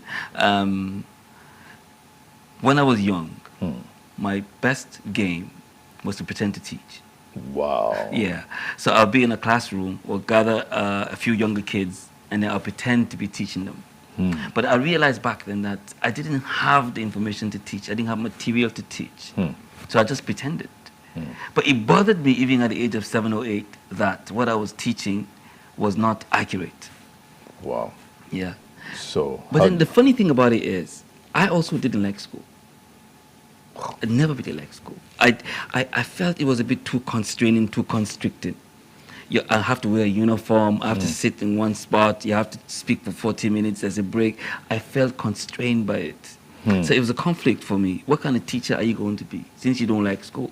And I grew up and I realized that teaching was a concept that was bigger than school. It was much bigger than school. Teaching was about life itself. So I have taught in very, very different many capacities, and I realized that you don't have to teach mathematics or English or chemistry or science. You know, exactly. So what have you been teaching? So I've been teaching life. You've been teaching life. Yes, you just spoke about life coach earlier on. Yes. The issue about the life coach, and this is my story for that. One day I was at the field. I like to exercise quite a bit. I was on the field and I was watching a team of footballers play. Now, I don't like football, but I was watching 2 teams of footballers play. We're kindred spirit, by the way. See, I just don't understand it. So there are 2 teams playing, and I was watching, and there was something wrong. I don't like football, but I saw that there was something wrong with how they were playing. And I was watching, and because I was running around the field, and at some point it hit me. These teams do not have coaches. And I understood that the difference between a good team and a bad team, a good player and a bad player, is the coach. That's when I understood what it meant to be a life coach. And I understood that the life coach, his primary goal is to teach. Teach you, not teach you how to play the game, but teach you how to be better at playing the game. Because it's possible that as a teacher or as a coach, I am not better at the game than you. But I can see what you are lacking. Yeah. I can see how you can be better. Because the whole essence of a teacher is to look at your subject, to look at your ward, and to love them enough to want them to be better. But let's talk something. Yes. Your background. My background, yes. What's it? You mean educational background? Yes, let's talk education, and then we'll go into family background. So I didn't like school. I know. So I studied mostly at home.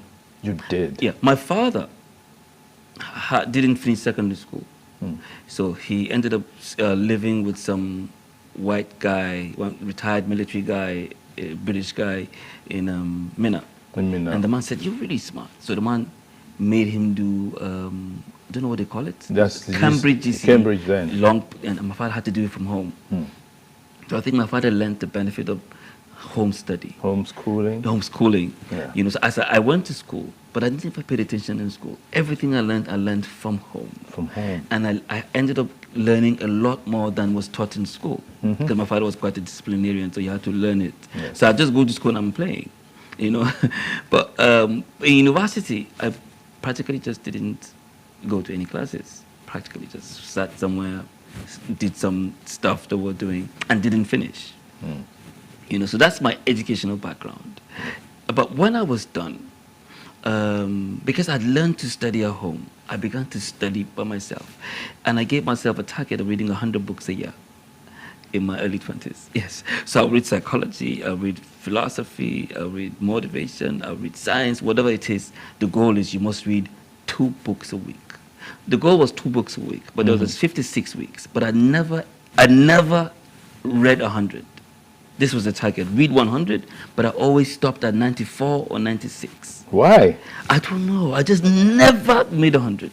So my younger brother, who was following my footsteps, ended up doing 110. He spent more time at home than me. Okay. Yes. Okay. Yes. But how are you able to hold your own without what would be called conventional education? So I did go to the school, but No, I know. didn't really pay attention. So as far as I'm concerned, I didn't really do it. So you see, I'm from the north. This Yeah. is going to sound really bad. I think we have a different system of education, or different system of social-cultural education. And we learn through the language that we speak. I grew up in Minna and in Jos, Kaduna. I grew up in the north. So I think we learn.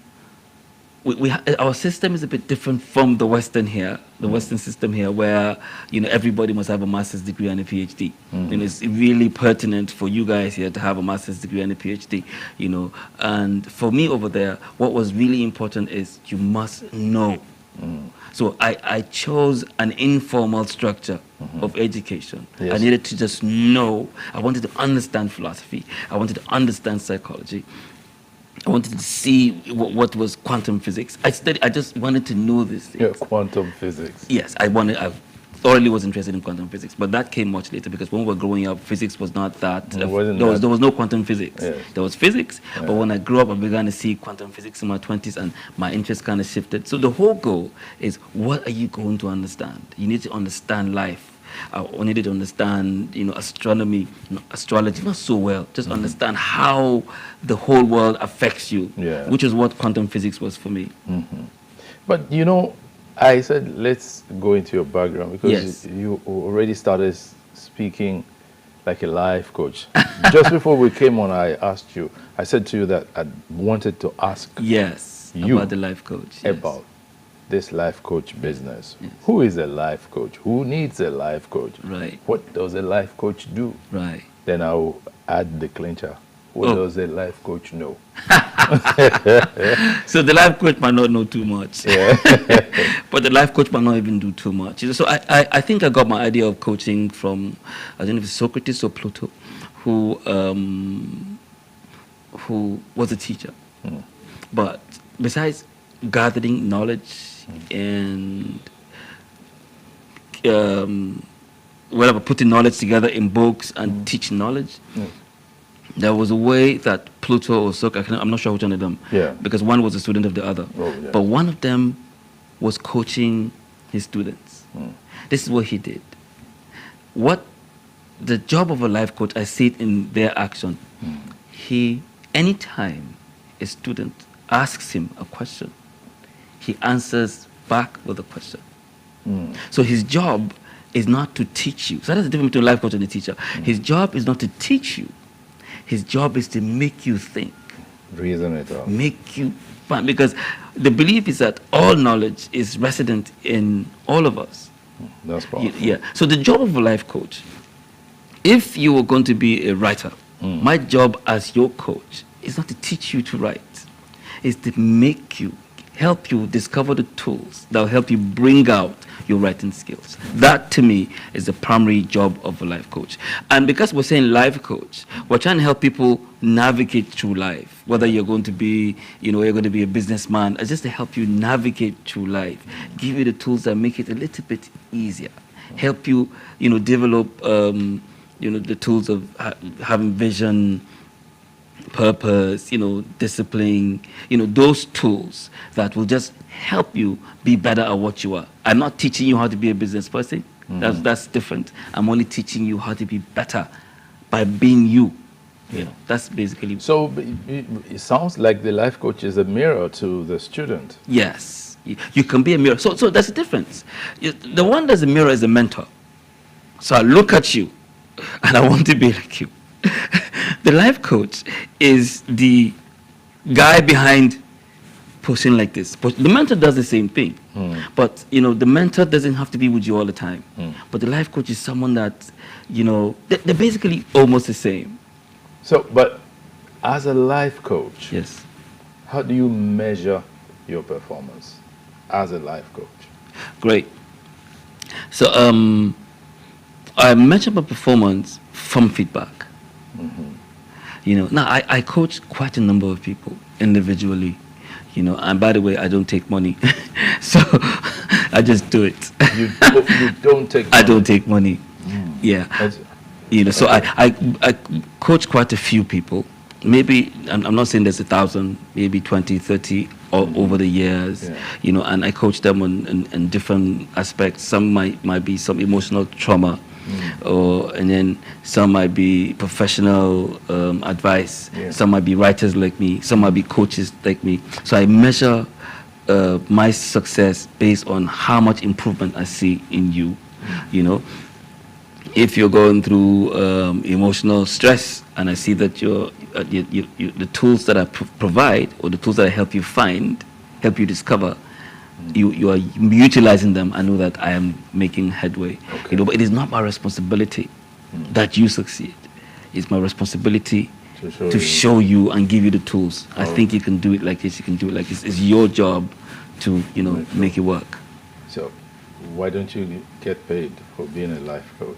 Because I grew up in Jos. You know, grew up in Jos. We never thought, when we were growing up, we never thought you're supposed to be paid for anything. We never thought. I didn't grow up in Jos, and then I didn't think you could be paid for most things. So growing up, when I came to Lagos, I was shocked to realize that people were going to pay you for stuff. Yeah, you're going to pay me to do this? Really? Yeah. You know, I thought that the only way to be paid was to get a job in an office and do something there. I didn't know that I could give you advice, and I never ever imagined that was possible. You know, so it's hard for you to come to me and say, oh, I have this problem, and I'm supposed to give you advice, give you suggestions. It doesn't matter how long I'm supposed to do it, and then say, give me money. I can't do it. I haven't been able to do it. But I take money if I was going to come to an office to speak, if I was going to go to a church to speak. It's church not all the time, but I'll take it. I'll take money if I was going to come to a group of people are gathering, come and give us a talk. I will take money. Because that's how I make a living, from performing poetry and giving talks. Oh no, well, you just jumped the gun, because I was going to go to I'm in a hurry. Poetry. I was going to go to poetry later to find out, okay, how did that start? But let's still talk a little bit more about life coaching. What I've discovered is that most times now, well, in these days, you found a lot of people who say they are life coaches and all that. And please pardon me, I sometimes feel that even those coaches need some coaches themselves. Yeah, so, coaches need coaching. You understand? So that what's going on?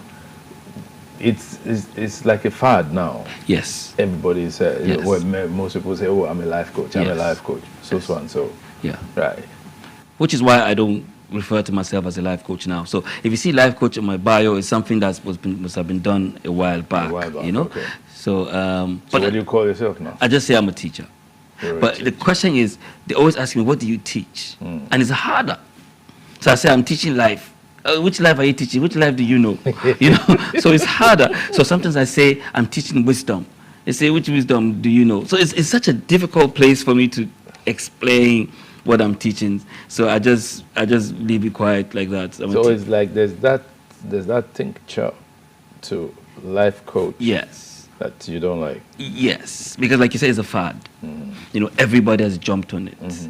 You know, and this is how the world works. People look for what will work. People look for what will succeed. People look for the easiest way to make it. You know, but I think that life coaching, I think, is an important and a vital aspect of modern living. I think is really, really necessary. I think the Western cultures, foreigners understand it, which is why, you know, you're not expected to know more than anybody, but you're expected to know the thing you're talking about, study it, you know, have a system of presenting it. The whole idea is spend 100 hours, 200 hours, 300 hours, 1,000 hours, you know, honing your skill on the part that you want to present. Practice it one-on-one until you have developed a system. That even if somebody is an MD of a company, you know, the people that are no MDs, they have life coaches. Yes. You know, just have, you know, it's not that you know how to do it better than me, but there's a way that you have that might make it a bit easier for me to execute my own purpose. Yeah. So I think it's an important vital, necessary profession. But I also think, like you said, that life coaches need a bit more coaching. So all of us need to go to older coaches, more experienced coaches, those who have been there 40 years, 50 years, and learn. And then we also need to come together in seminars and conferences and then share and sharpen each other's knowledges, you know. So yeah. Okay. So you're with us on Timeless Conversations. My guest is Sami Sage Hassan.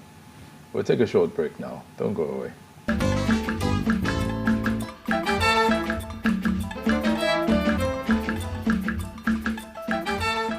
So Sami. Yes, sir. Your stage name is Sage. Sage Hassan, yeah. And Hassan is the common, but the full name, your regular name is what? So, you know, I'm very confused about my identity. My name is very funny because, you know, I was born Muslim, so my name is Sani Hassan. Yeah. And then, you know, I got a baptism name, Samuel Hassan. Yeah. You know, then I have an artistic name, Sage Hassan. Yeah. So sometimes I don't know which, am I Samuel Hassan, Sani Hassan, or Sage Hassan? Is a bit confusing for me too. Your birth certificate will call you what? My birth certificate, Yeah. Sani Hassan. Okay, so you're Sani Hassan. Yeah. But my declaration of age is Samuel Sani Hassan. Okay, that's right. Yeah, well, that one comes before the other. Yes. So I think in law they say there's precedence. So, yeah, so the precedence. So I'm Sani Hassan. You're Sani Hassan, yes. Now, you love the spoken word. Yeah. You perform it. Yeah. How did that evolve? So I think it started from the storytelling and from the teaching, because Horace, an ancient poet, said the task of a poet is to instruct and to entertain. So I think, but my own started with the instructing. Like I said, when I was younger, I'll be talking. But before then, around that time, what I liked to do was tell stories. So it started with telling stories. But I have my cousins that will sit. Besides the teaching one, this one's my cousins, I will tell stories. So they would call me and say, tell us a story. And I would say, what story? They say, tell us a film. But we live in the same house. We'll watch the same film, all of us. So I'll start a film. They'll say, no, not that one. Tell us another one. I'll start saying, no, not that one. I say, but I don't know another one. Say, tell us another one. Then I started to formulate stories by myself. At the age of 7, I think, 7 or 8. I started to formulate stories. And then, but I kept on talking, kept on being a talkative. And I used to get punished during prep. Then at the age of 13, I went to go borrow a novel, and I saw somebody writing some stuff. What are you doing? And he says he's writing a book. So I came back, and instead of telling my stories, I started writing my stories. Are you kidding? Yeah, yes, I started writing my stories. And then I started thinking, do I only just want to write stories? So I was also starting to write lyrics because I liked music. And for spoken word, I was watching, they used to show Reggae Sunsplash in Jos a lot. Yeah. And there's this particular guy, I used to like to watch all of them. There's this particular guy who got on the stage, and he was a poet. They call them dub poets. Yes. His name is Muta Baruka. Muta Baruka, yes. So he got on the stage, and it's no good to live in a white man country too long. It was just chanting, and I was wondering what that was. So I started writing the same thing at 14 or before 14, you know. And I kept on doing it in the same Jamaican way. Then I also write poetry and publish in a newspaper. So I started working in the newspaper at the age of 16 in Jos, Nigeria Standard. You know, so I published poetry, published short stories, entertainment stories. So I started doing that, you know. But for this spoken word, gone. I don't think I've said this story in this way. My former boss, Dele Mamadou. Okay. When I write stories in Ovation Magazine, he used to read them out. You know. So it was the seed, in a way, it was the seed of it. He used to read them out. Yes, he says, this guy is a poet, he's writing poetry. Because, you know, Ovation Magazine at that time was doing a lot of weddings. Yes, that's true. And I got bored reporting weddings. So I had to create poetry and art around the weddings. I felt every day, it's the same thing. I would attend 4 weddings in 1 month, writing the same thing. So I started writing poetry, poetic prose out of the wedding information, and daily would read them. I think that's the seed of it.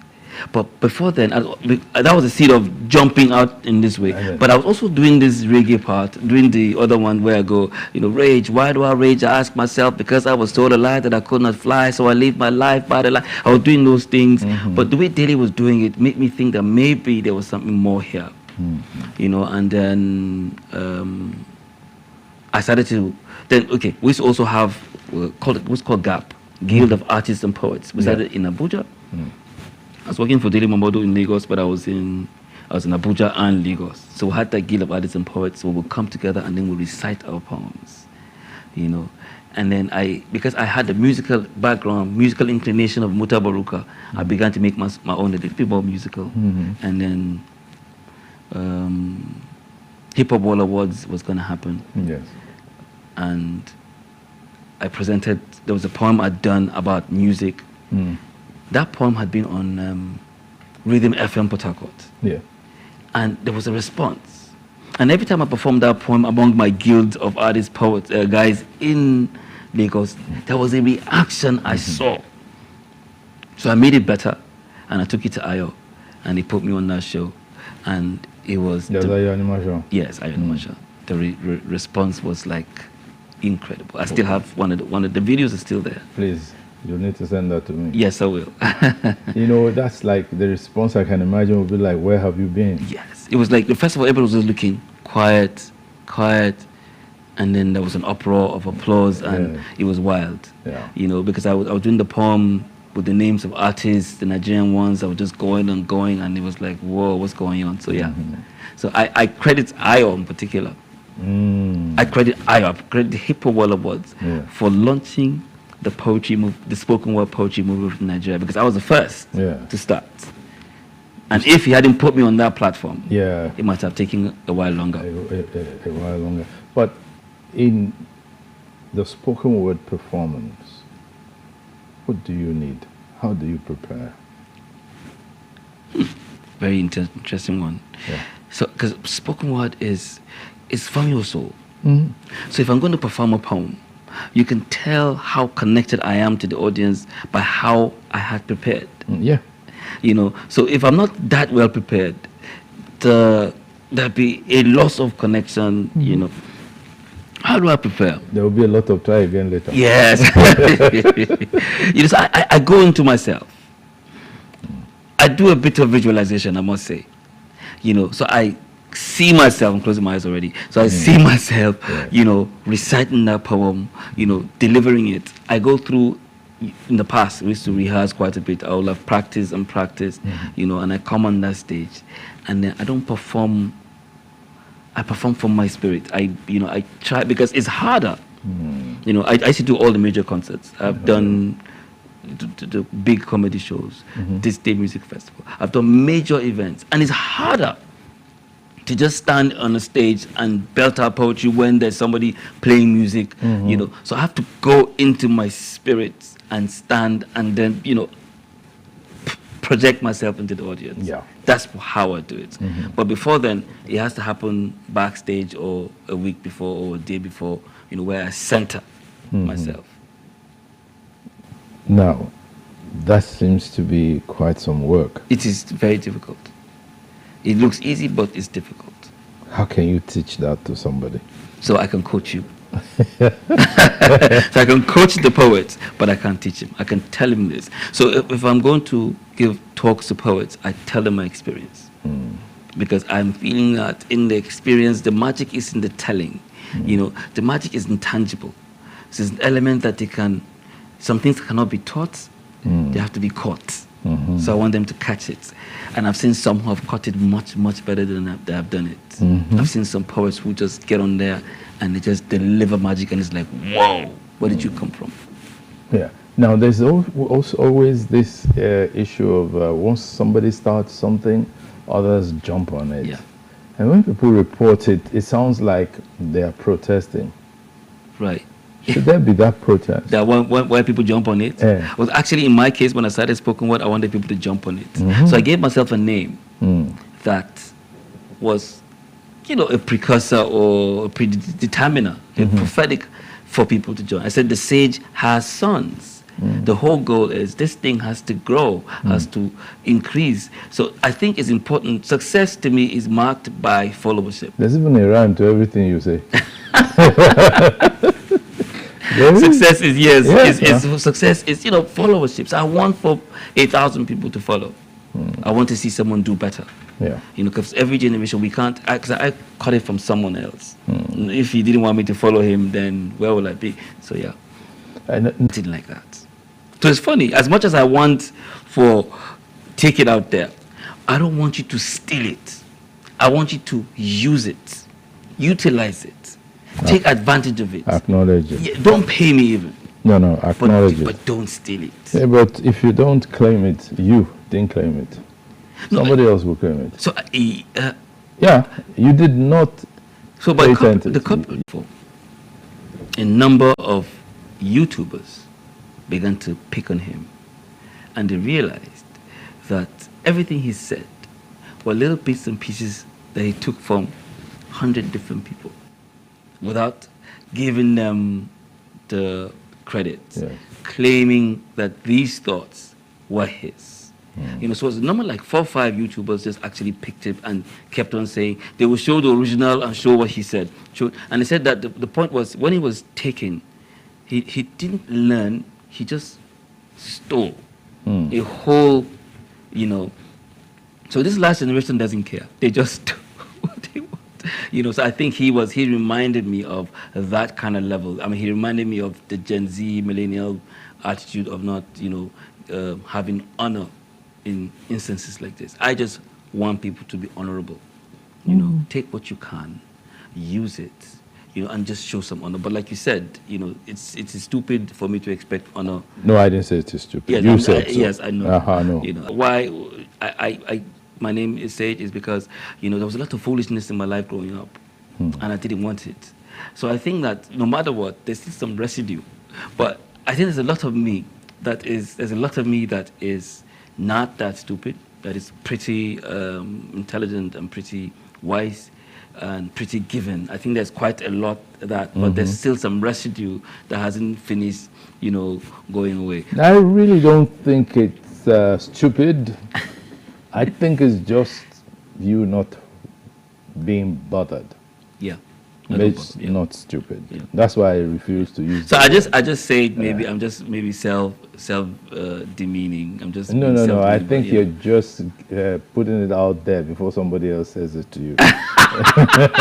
That's what I think you're doing, which is all right.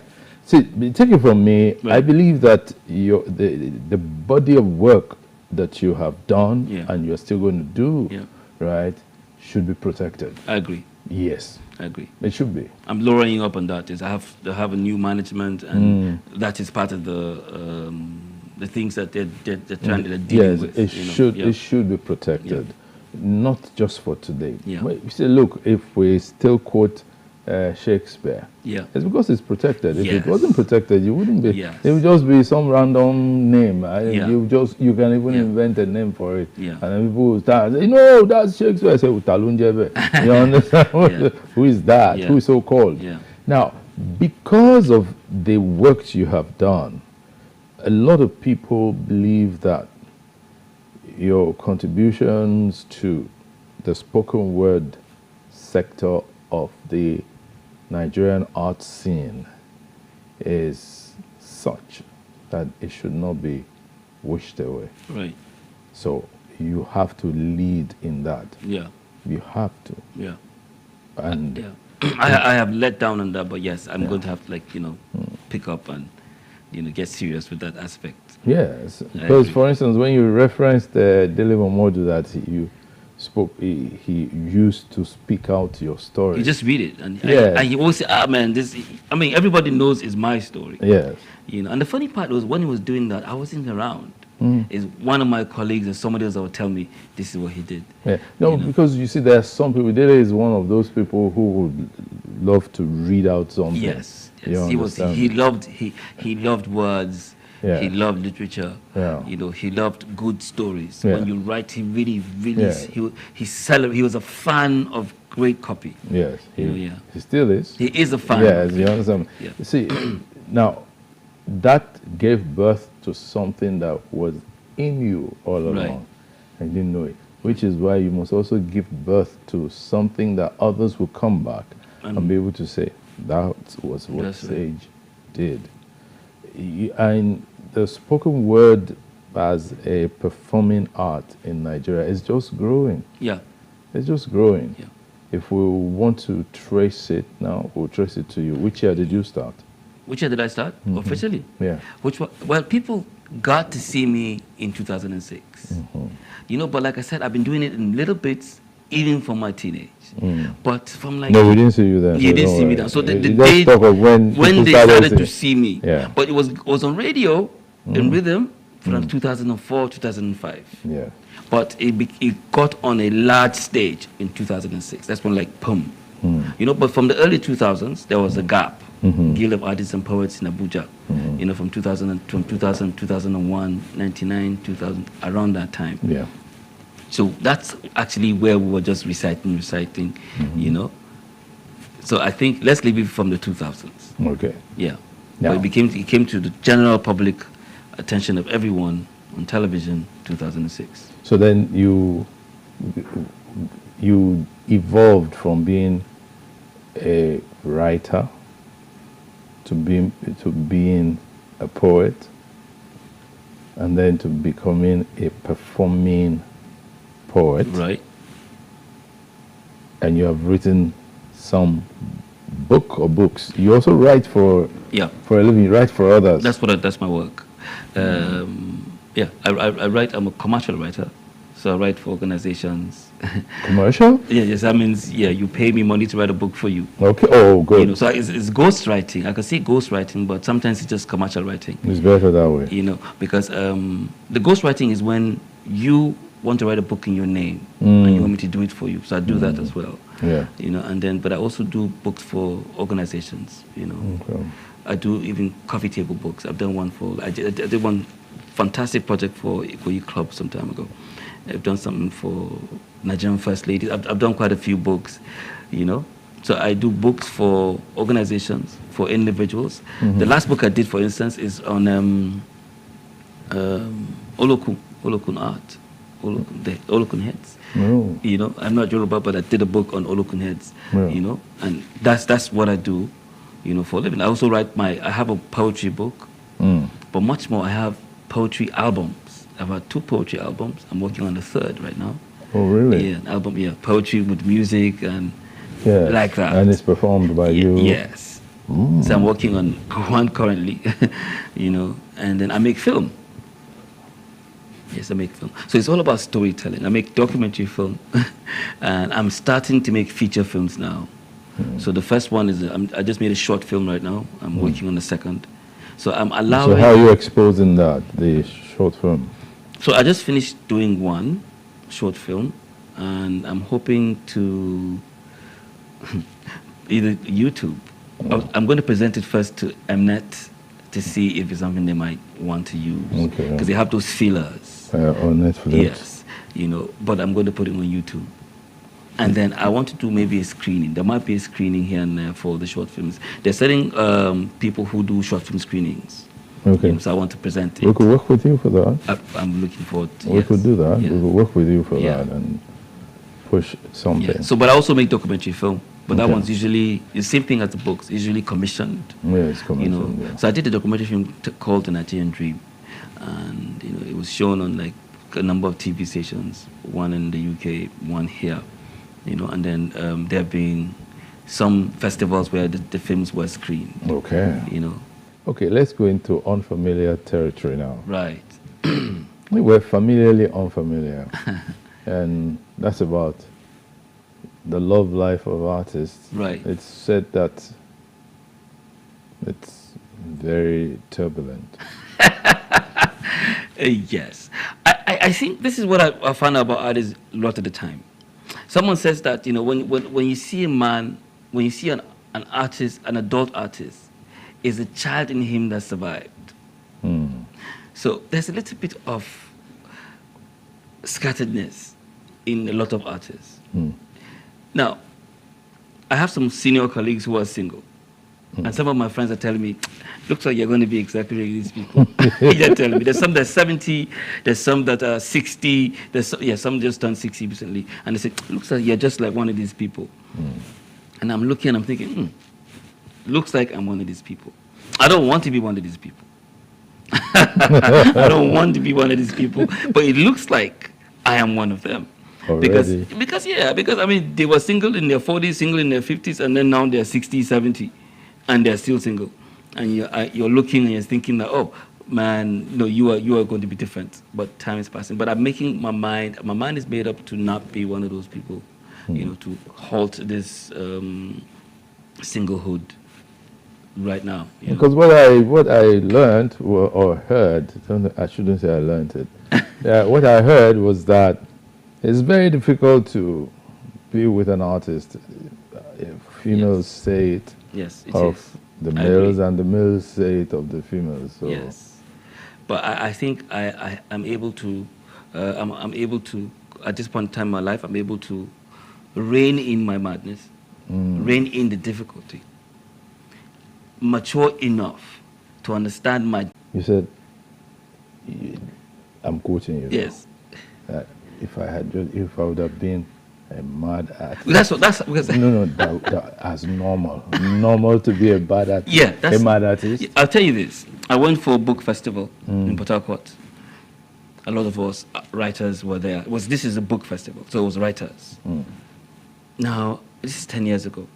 That was my first major one with everybody coming in, and we're just there hanging around, and I just said, wow. So my other friend, who was a writer and a publisher in the UK, he turned to me and said, these people are mad.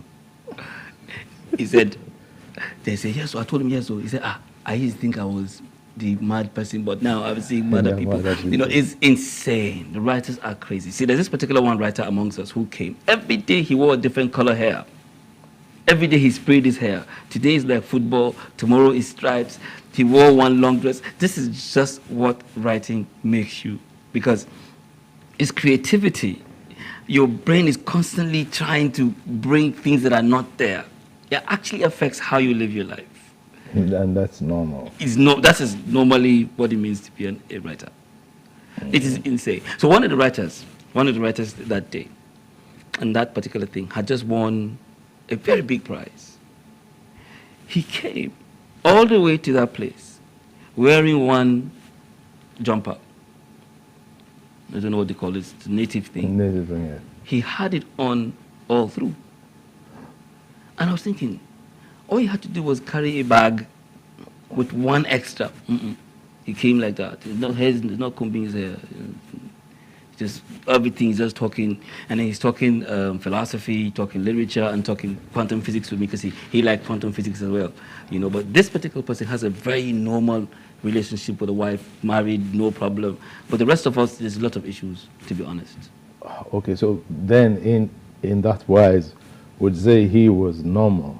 He is normal. And you guys were the not so normal. Even though we thought he was, I thought, you're not very normal. You don't bring one shirt.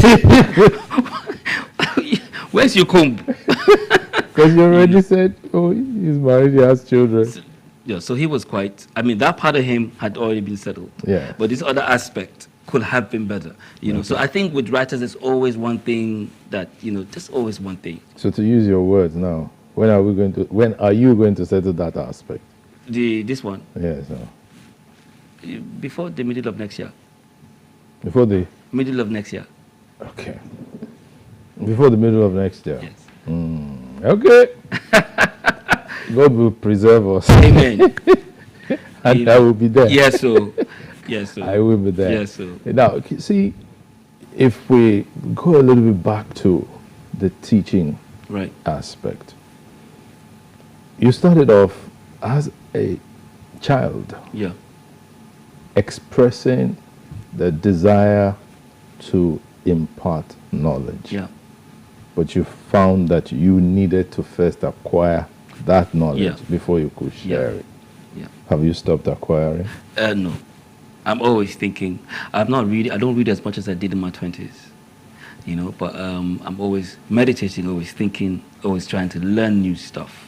Always trying to increase with information, And so sometimes nowadays, this is what happens when people want you to come and speak. They give you a subject. Can you come and tell us something about this? Okay. You know, so that gives you room to now do some research, do some study, you know.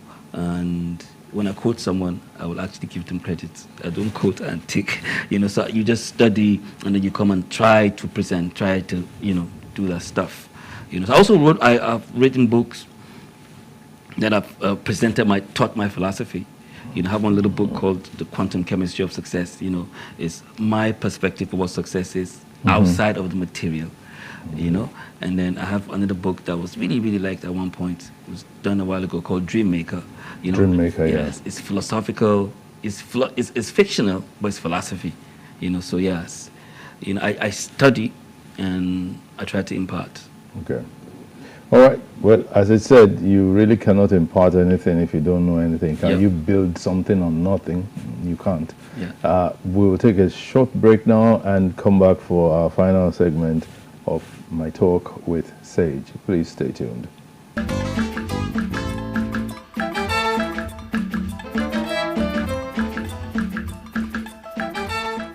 Yes, Sage is still with me. Yes, sir. And we referenced your book, The Dream Maker. That's right. And something about success, how to define Quantum chemistry of success. Chemistry of success. Now, how would you describe success? So it's really simple. It's really simple. You know, and it's not the same thing for everyone. Yes. Success is just the achievement of a set goal.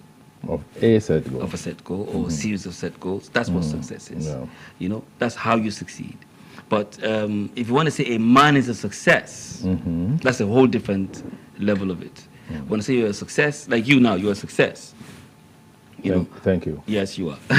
So a success is a man who has achieved set goals so well that he's not recognized for it. And he becomes a standard of achievers in that area. That's a success. But success is simple. If I say I'm going to wake up at 6 o'clock today and I'm going to do 10 push-ups and I do it, that's success. I feel that because I know some people who say they want to work out and they don't ever So they're not work out. succeeding in that aspect of their lives. Yeah. So whatever goals you set, achieving it is success. No, but as a filmmaker, yes, sir. When you go out to make those films, those short films or your documentary films, when you're commissioned for them, what do you see of Nigeria? That's what the Nigerian dream was about. I'm not. Nigeria is something else. You know, I see. Let me try not to be negative, you know, but I see a system where it's on its head. It's like when we're acrobats. Rather than standing on our feet, we're standing on our head, and we haven't really tumbled over yet. You know, a lot of things have been turned upside down. That's what I see here. Is there hope? I honestly don't have too much hope. That means there's still hope. I don't know. I'll tell you why. I'll tell you why. When I was under 10, I remember when they started taking light. When I started noticing that, I was not 10. I waited 40 years to see 40 years, and I'm thinking, man, how long am I going to have to wait to see things change? You know, I saw the 80s. I saw how things were. You know, I saw that it looks like it's improving in the 90s or in the 2000s, and then I see them tumble back, and I'm thinking, wow, what is going on? Is there going to be a situation where this country will actually move forward? You know, I do not know. Because you're a thinker, what do you think could be the solution? Or what would you prescribe? Somebody asked me this question yesterday. I was on another TV interview yesterday, and I gave them this is my solution for this. We're going to start with Generation Alpha.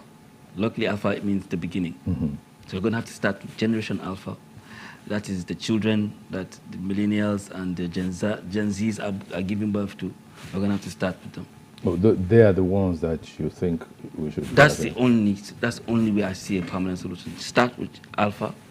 I have two options, but I do start with Alpha. Take all the Alpha I don't know how many they are. They might be 300,000. Change their education system. Stop. Don't put them in the same type of schools we're in. Create a whole different type of education system for them. A whole different type of orientation. And inculcate in them that they're going to have to fix the country. Not give them this mentality where, millennials and Gen X's and Gen Z's that you just find your way. You have to give them the mentality that you all have to fix it. So they start from primary, knowing that we are supposed to fix stuff. Now, they're not going to be on the same side with their parents. Parents have to accept it, that these kids, this is a whole different generation. So I think that to fix Nigeria might take another 40 years.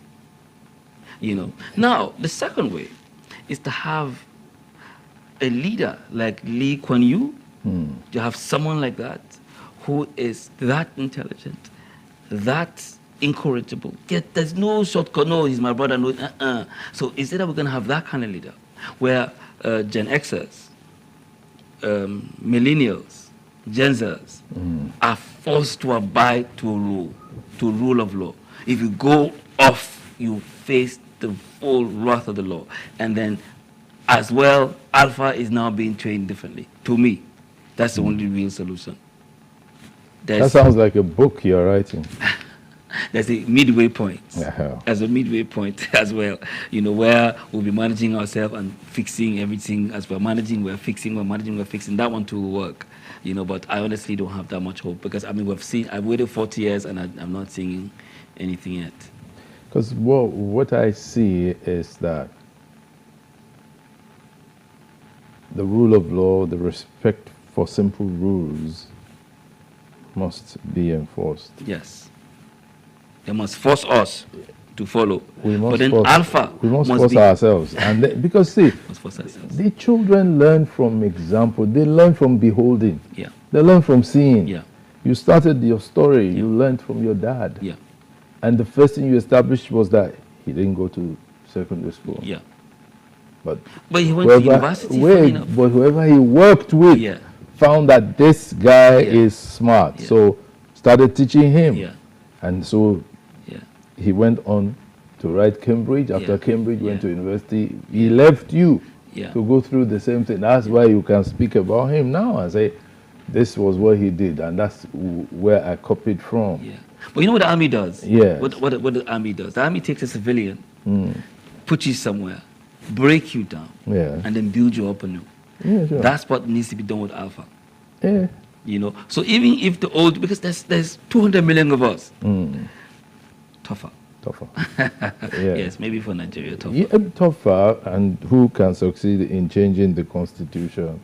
Because there are stuff that you will need to do. It has to be law-based. It has to be law-backed. Yeah, if it's not, we're wasting our time. That's true. You understand? But at least that's what you feel. Take a number of them. All of them. All of them.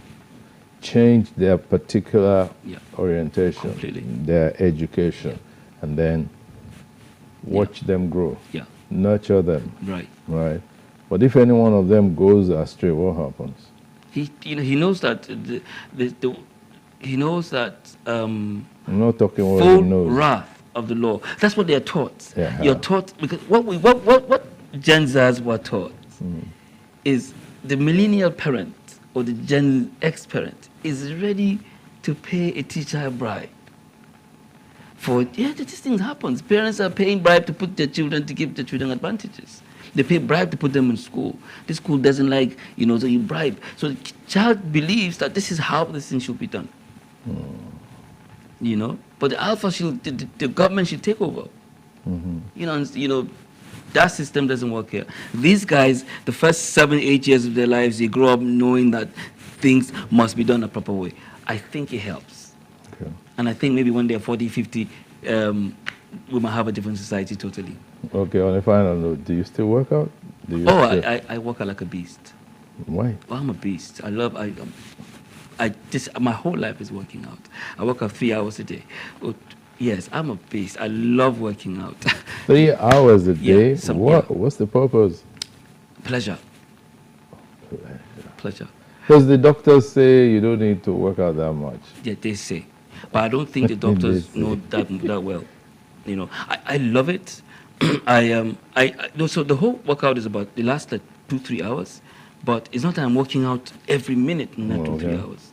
So I take breaks. I'm 51, so I take breaks. I will do a set, then I take a break. You know, I might be doing 100 push-ups. When I'm done with those, I take a break. Then I do something else. You know, so there's breaks in between a routine, but there's longer breaks. You know, so that's why. So you have a regimen of different sets and all that, but there are infused. Right. There might be like an hour running, an hour walking, 30 minutes running. The different sides, the different things. You know, yeah. Okay. Yeah. So what's your typical day like? My typical day. Some days, I'd never have a typical day, but basically my ideal day is I wake up, I do some meditation, do some praying, you know, and then I go to the field to work out, either to a gym or to the field. When I'm done, I come back, I take a little rest, I eat fruits, I try to eat a lot of fruits, oranges, I try to eat a lot of fruits, and then I should write some script. Okay. You know, or write something. The goal is I need to write maybe 100,000, 20,000 words a year. So every day I try to write something. You know, if I have a job, then I work on that job. Okay. You know, if not, then I just do my scripting. And evening I might do a little walk again, an hour or an hour and a half or whatever it is. And that is my day. Exercise, healthy food, and writing. All right. Thank you very much. Thank you, sir. Sammy? Sage? Yes, sir. It's a pleasure. Thank you for coming. Thank you for having me. Enjoyed it. It's been a very lovely time with Sammy Sage Hassan as my guest on Timeless Conversations. I hope you had a very good time. I did, and I look forward to when next you will come, because I'll call you soon. I look forward to follow up on that. 2 things to follow up on. Remember, 1, in a few months' time, before the end of next year. Before the middle of next year. Before the middle of next year. And then 2, that's your film. Right. Yes. Let's work on that. Yes. Let's work on that. Yes. So, thank you very much for watching. It's been Timeless Conversations. I'm Lekon Obumbanwo. Bye.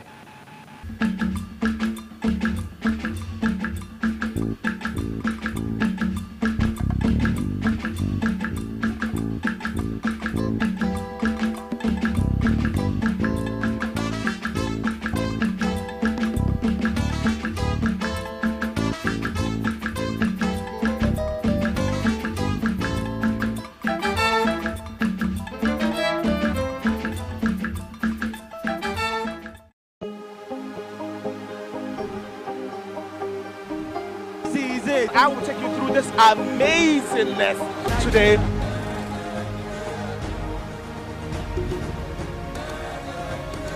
Welcome to Plus Trending. I am Vicky November, your host, saying thank you for joining us on today's episode. Welcome back. It's tea time on Plus TV Africa. Practice makes perfect. I'm not perfect yet, but I'm a lot better than I used to be. He's a king. He's entitled to marry 100 if he wants to.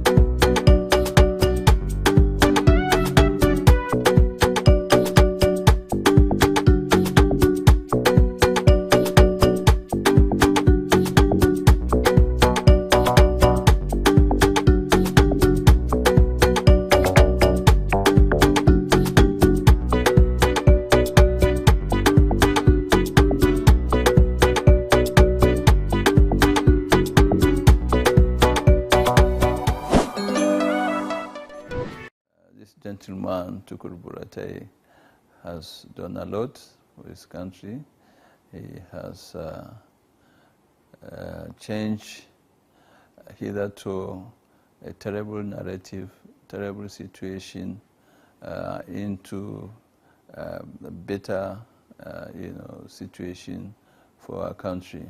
And of course, all these things were done possible by the grace of Almighty God, and also with the vision of Mr. President and his desire to have a better Nigeria for Nigerians. And being a true Nigerian himself, we have no place better than Nigeria, and as such we must stay and salvage it together. Who has policies that streamline all the welfare, packages and for the personnel. Right from the time you join the military, up to the time you exit, up to the time of burial, there is a clear standard welfare program or policies that have been laid down by the army, So we also have our financial regulations, as is also standard, well laid out. And we're also bounded by the civil service rules and regulations, or financial regulations, So these are the issues, mainly on perception without understanding. I remember when I was in service, set up, and enough is enough, send me freedom of information act, requesting for disclosure. And I gave them what I had then, And when I gave them, now they still wanted to dig more. I said, no, that is beyond the military level. A disclosure as one of the institutions of security and national defense. But at least they acknowledge that we have done something, And this is a very good, position. And you need to interact, with once in a while with some of these civil society organizations for them to understand the workings of the military. You just cannot go to town and say generals are amassing are denying their troops their entitlements, or they are having so and so, at the detriment of the system. Most of them are perception, most of them are wrong. Yes, there are a few infringements, and that is the beauty of the military, because they even, check. We check. The military checked itself. So many court martials were held on some of these cases and so on. So it is not that the military wasn't doing anything. Right? Okay. I also remember sending you a text message during the NSAS and everything that was going on. What, I know you were Chief of Army Staff during the NSAS. What's your own side of the story, sir?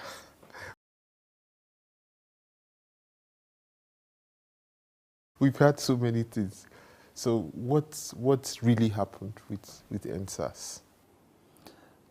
You see, this is another point which I would like us to note.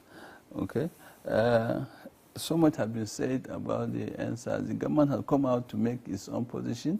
The Minister of Information, Lai Mohammed, came, within that period, to clarify this thing.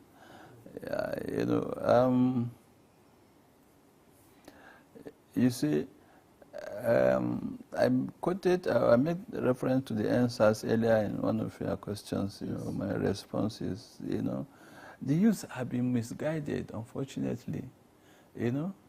The influence of the social media is so much, negatively affecting our youth.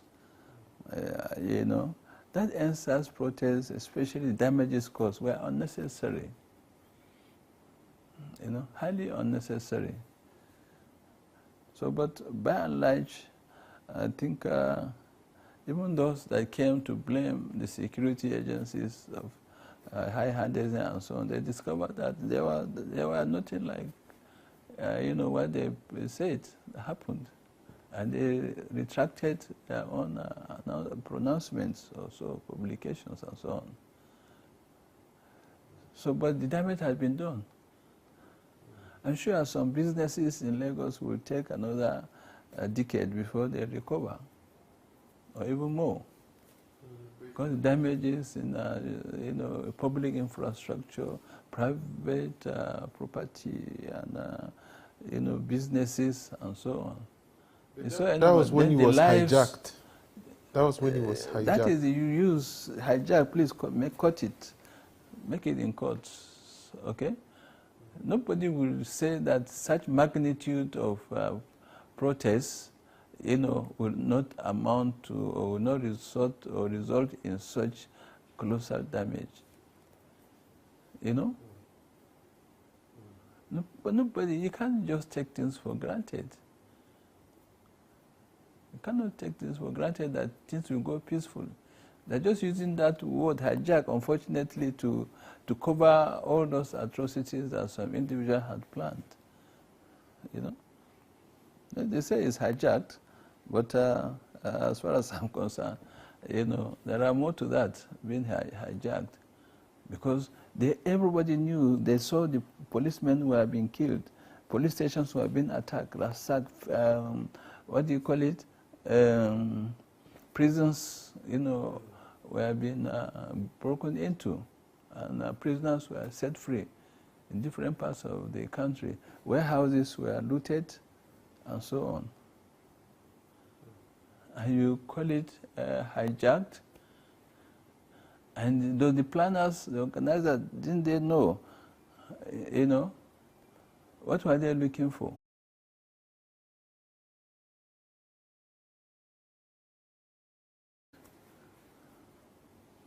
If they are, sorry, I don't want to join wars with these people. But the point, if they are really sincere, they could have, call off that, strike at that moment when the government acceded. I said no more. But they allow you to go, and you are telling me it's hijacked. Eh? And unfortunately, even the judicial panel instituted there, they just did what they did, without actually knowing what they did, or bringing out the real thing. That was when he was hijacked. That was when he was hijacked. But I'm not the one to judge. But what the state government came, the white paper, whatever position they took, you know what they have said. I was opportune to live for years in Borno State. I went to Government Science Secondary School, Bama. I also went to Konduga when it was Government Secondary School, Konduga. I used to live in Maiduguri, and it was one of the most peaceful states. In fact, in those days when they have ASU strike, the only university that was not included was University of Maiduguri. Somehow they continue. So for me, growing up as a child, it was one of the most peaceful northern states in Nigeria. But today the story is different. No, not today. Maybe 5 years back, maybe 6 years back. Yeah. You are an indigene of Borno State. How does that make you feel, and what are you still doing?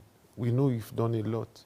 What is it that you are still doing to better the lives of the people of Borno State? Well, when you talk of me as an individual, in my capacity as an ambassador, or as capacity as a retired general, or as Buratai, but just by the way, your perspective, what you said about the Borno, pre-2009, highly peaceful, very serene environment in terms of trade and commerce were being flourish in that area, and you can travel at any time of the day or night, and nothing will happen to you. I grew up in Maiduguri specifically, and I've been to many of those places around. And you see, the insurgency was highly unfortunate, and just like we said earlier, it's not so. And a small country as they are very good in agricultural, production, especially the issue of cashew nuts. It's a small country. They also have some of these fruits and vegetables, and they export pineapple, kernel, palm kernel. It's a major export product of Benin. So we have a lot of this thing.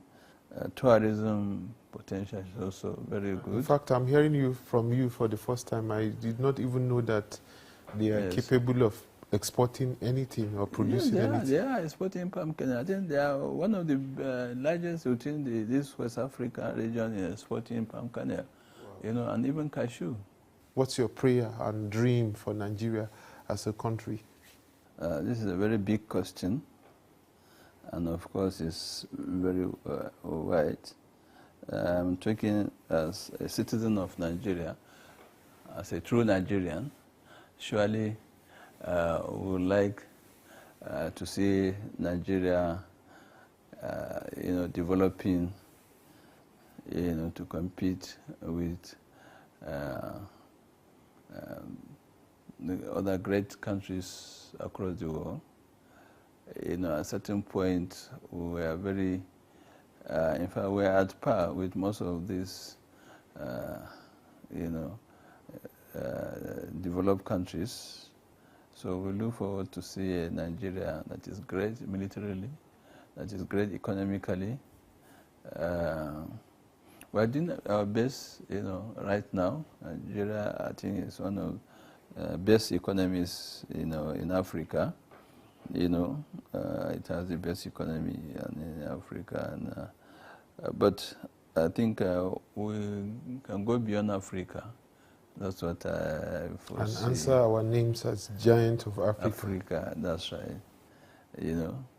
So I think that's what I foresee.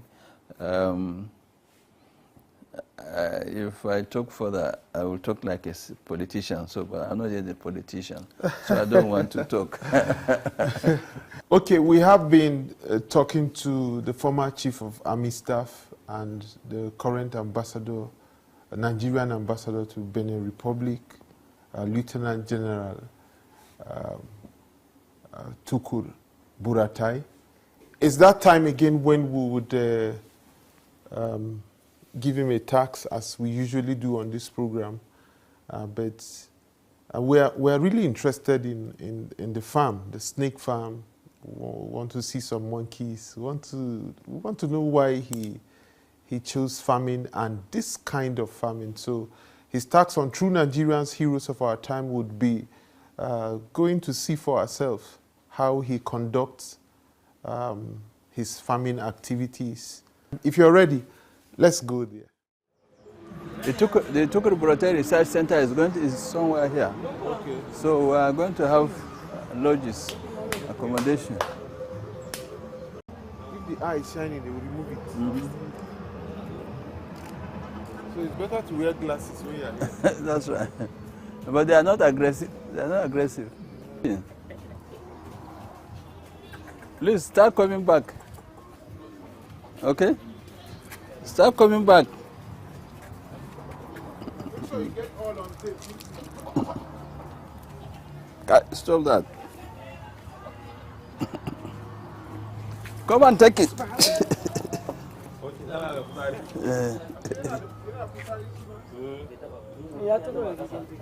No, come down.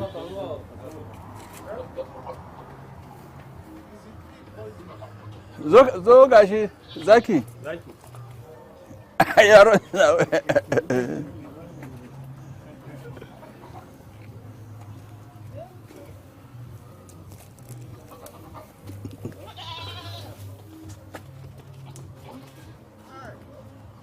Kagudu. This country needs unity. We need peace. I'm all for renegotiating the terms of our coexistence. We have to renegotiate it. The youth have been misguided, unfortunately. You know? I like my country. I like the land and people. Hey, look, I have 40% shares in this company. But if I had known that you... Judges are either corrupted or they are afraid of giving judgment. There's no stopping us. No stopping. But government requires more revenue to make sure that these initiatives... Give us a better Nigeria! Give us a better... Youth are the vehicles of change. The youth are the answer.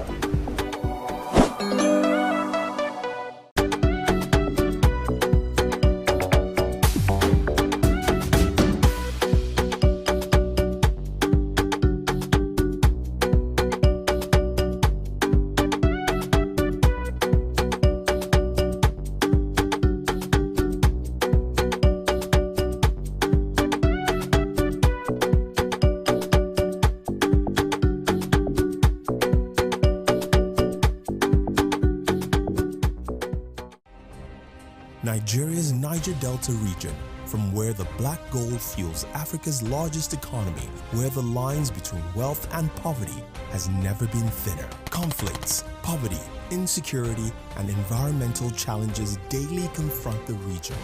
How can the Niger Delta story be changed for the better? Join Mamude Akuga at 9 p.m. every Friday evening on Plus TV Africa as he probes deep in search of solutions. Inside the Niger Delta with Mamude Akuga, the authentic voice of Nigeria's oil-rich region.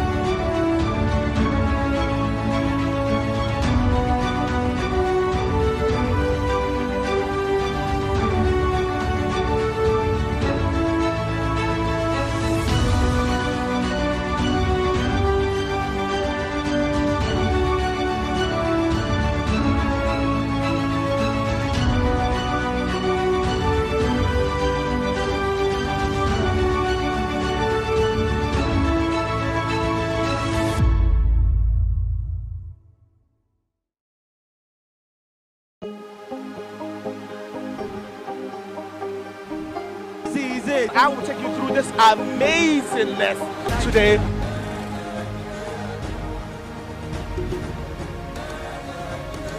Welcome to Plus Trending. I am Buki November, your host, saying thank you for joining us on today's episode. Welcome back. It's tea time on Plus TV Africa. Practice makes perfect. I'm not perfect yet, but I'm a lot better than I used to be. He's a king. He's entitled to marry 100 if he wants to.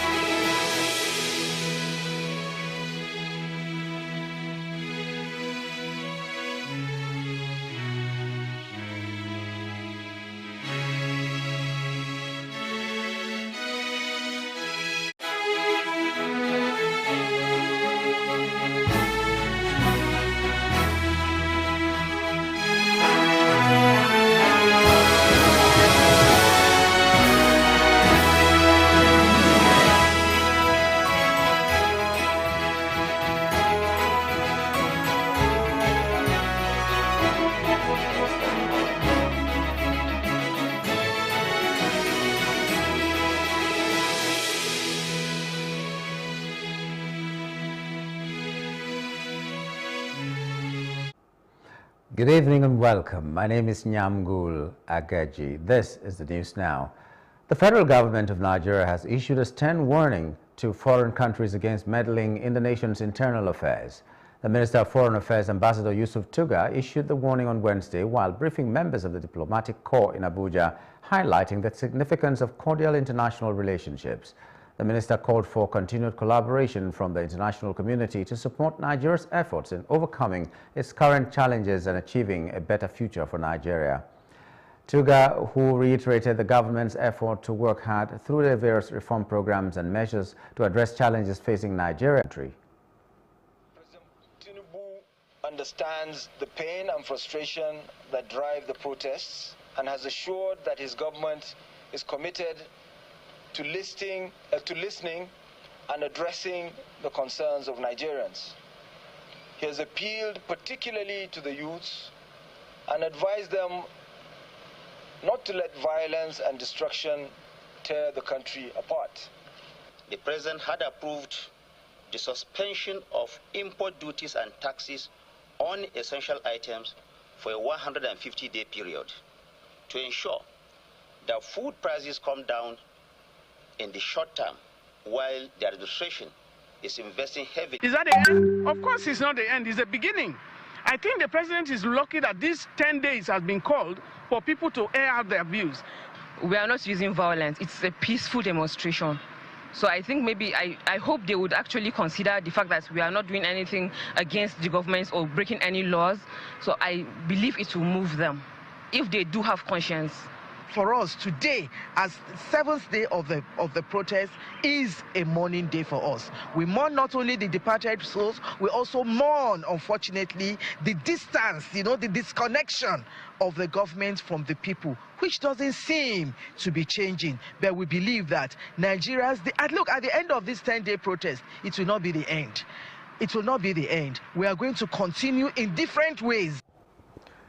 The Niger State Police Command has paraded 23 suspected hoodlums who allegedly took advantage of recent protests and vandalized Tafa local government secretariat.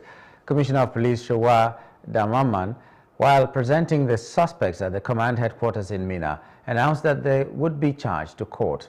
The command was also able to recover some of the looted goods belonging to the local government secretariat. Similarly, the Commissioner of Police also paraded some of the command recoveries during the period, including 15 pump-action rifles from suspected gun runners. He said that based on received intelligence, an anti-kidnapping unit patrol team intercepted a red Toyota Corolla along the notorious Mekunkele-Tagina Road in Niger State. During the period, the police command also arrested a man for culpable homicide based on a report received at Bakagun. Surprisingly, in the guys to step by the side of the road to ease themselves,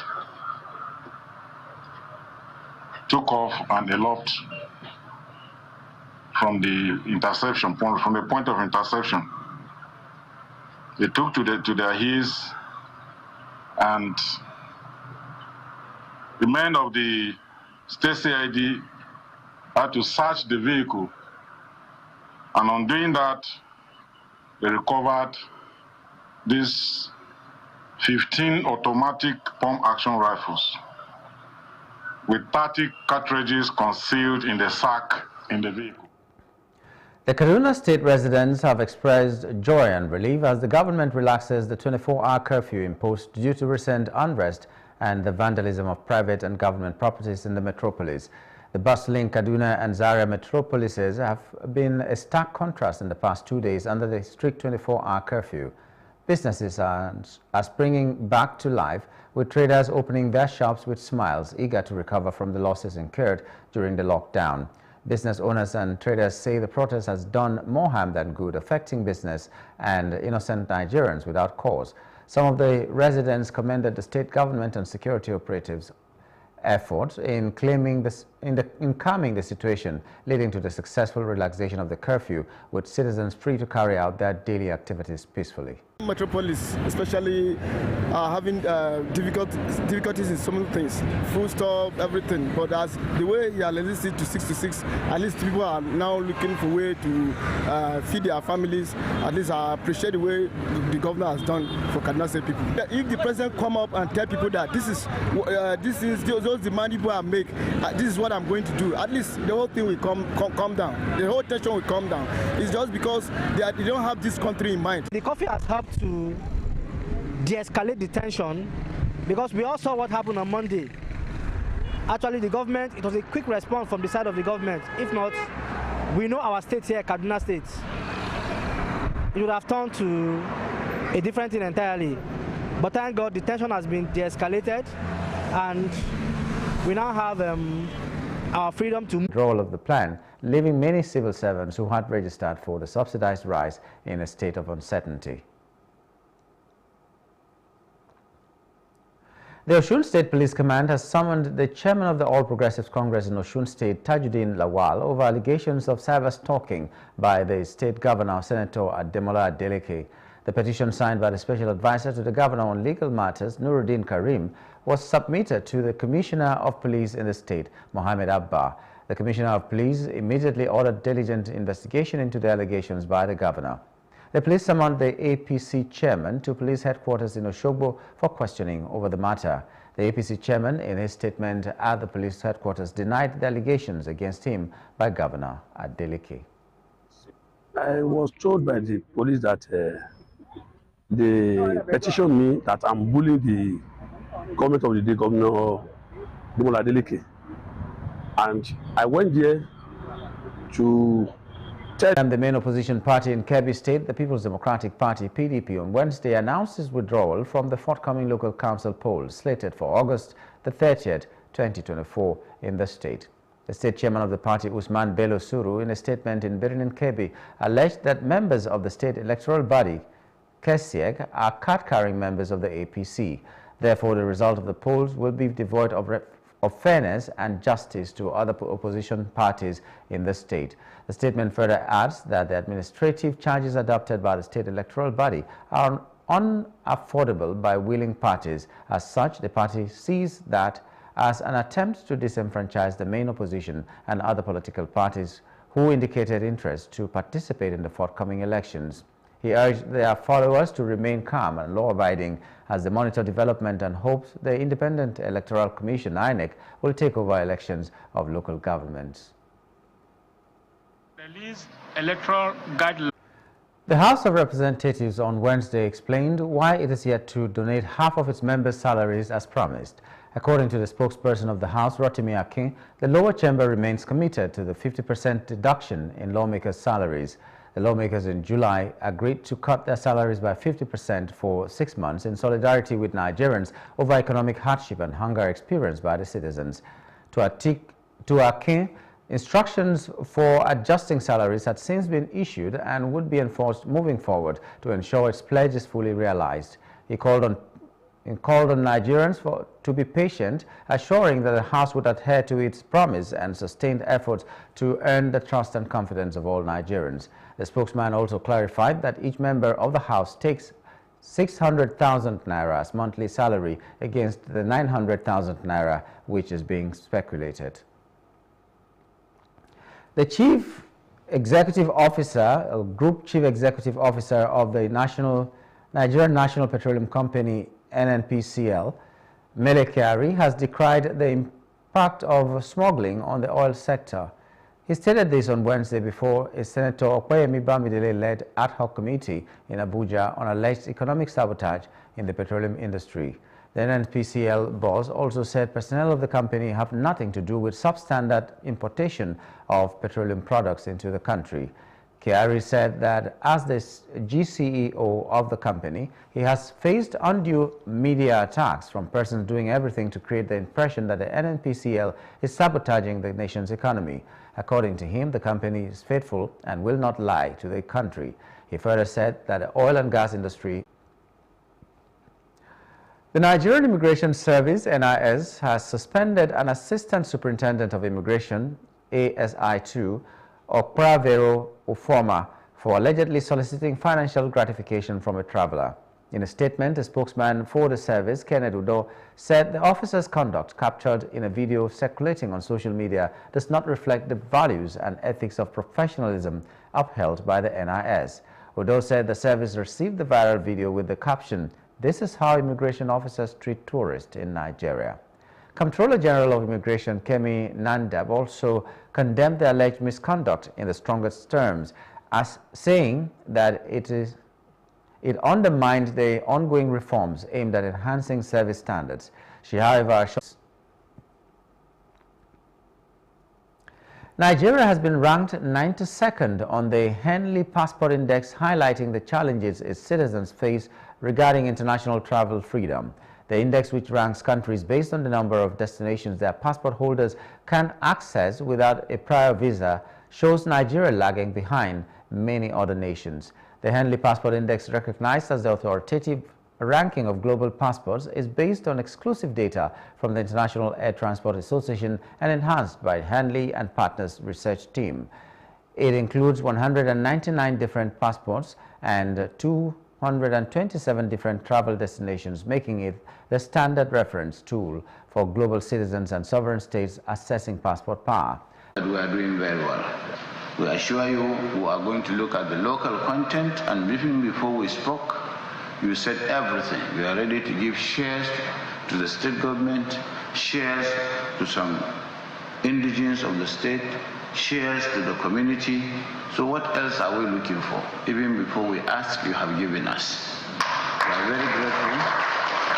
We will make sure, as usual, as I said, when Kolomani was being unfolded, that we will not bring community squabbles or personal interests to encumber the ease of doing business.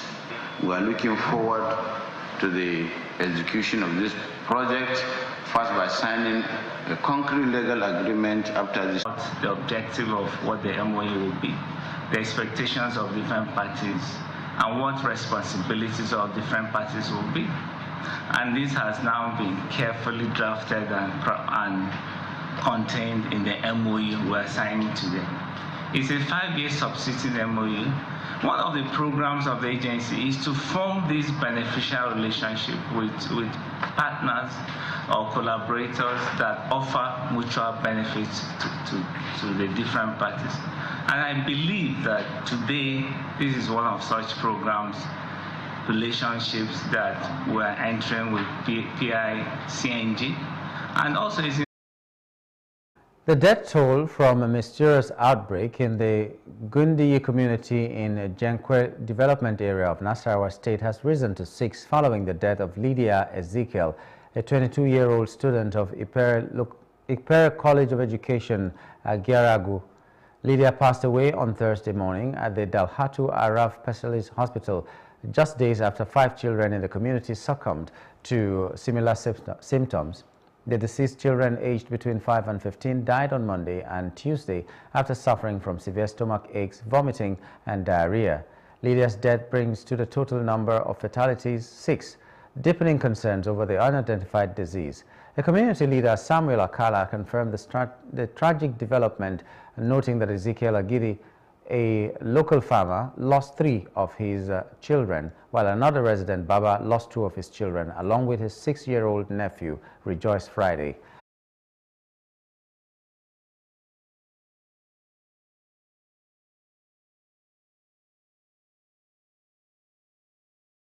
Zamfara State is a twin tragedy in which Japa syndrome is complicated.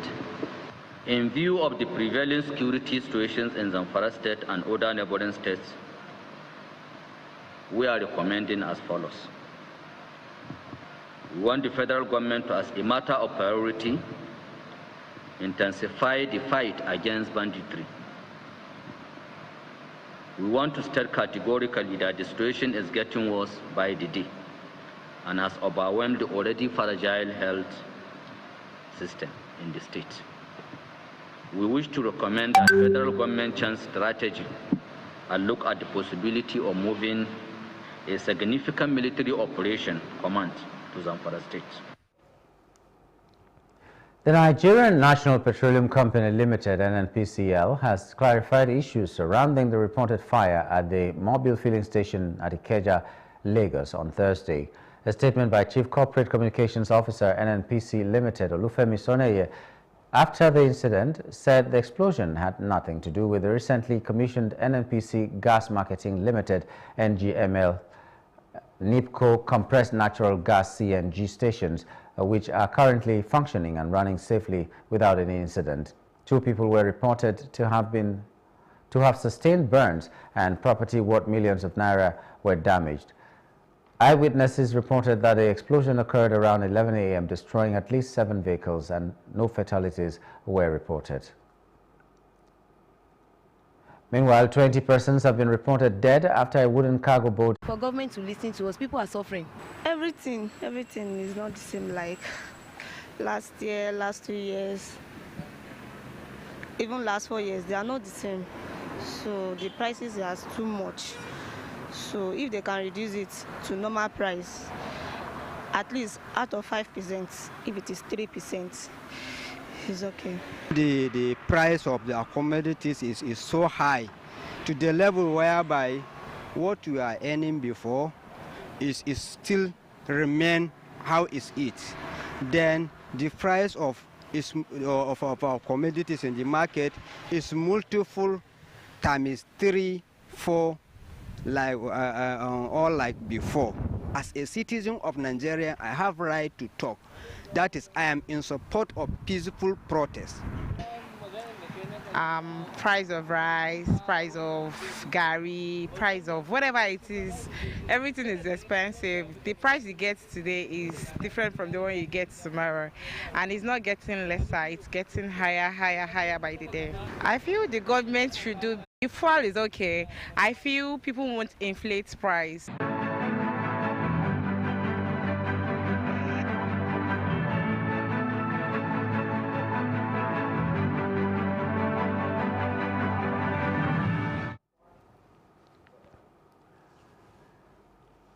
From other parts of Africa, Tunisian President Kais Saied has appointed Kamel Madouri, the Minister of Social Affairs, to take over the role of Prime Minister, according to a statement by the presidency. Hachini had expressed in a video message just hours prior to his removal that the government had achieved progress on several fronts. These have initiated an investigation following the widespread circulation of a video allegedly showing a gang rape, which has sparked nationwide outrage. Local media have reported that arrests have already been made. The disturbing video featuring a young woman assaulted by multiple men began to surface online on Sunday. Human rights organizations have been calling for swift action from the authorities. In a statement, the police confirmed that their investigation is progressing well, but did not confirm any arrest. They assured the public that more detailed information will be released once the legal process is completed, and urged everyone to remain calm. Authorities also requested the public to be cautious about sharing content online, emphasizing the importance of protecting the victims and her family from further harm. According to reports, Home Affairs Minister Hamid Massouni confirmed that some suspect terrorists and said Israel would continue to pursue him. Is an archi-terrorist responsible for one of the most horrible terror acts in history, the 7th of October. There is only one place for Yahya Sinwar.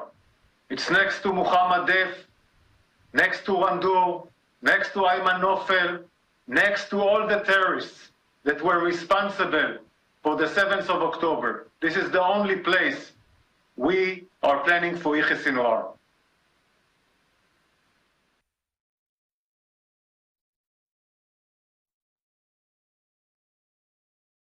Stay with us.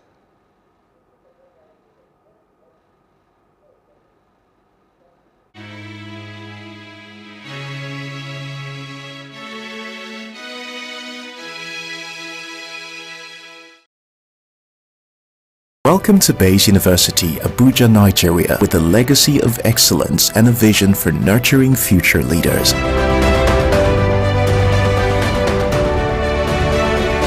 Bayes University is in a league of its own. We're all about our people, processes, and technology. Bayes is one of the highly rated universities in Nigeria in terms of product quality standards. We don't just produce graduates, but groom people into employers of labor. And it has made us understand that learning is all about three things. We learn, we unlearn, and we relearn. Bayes University Hospital offers a range of specialized services equipped with the latest technology, manned by a team of trusted professionals. And now, our vision extends beyond our walls with the Baba Ahmed University in Kano following our lead. Join us at Bayes University and invest in your future today. Bayes University is the institution that you will get the best value for money education in Nigeria. Bayes University. Learn to live. An African girl somewhere is sitting at home, accompanied by dreams that seem so far away. Africa is one of the continents with the highest out-of-school percentage in education, and girls are at an early disadvantage. The sub-Saharan Africa records about 18 million out-of-school girls. This gender gap extends to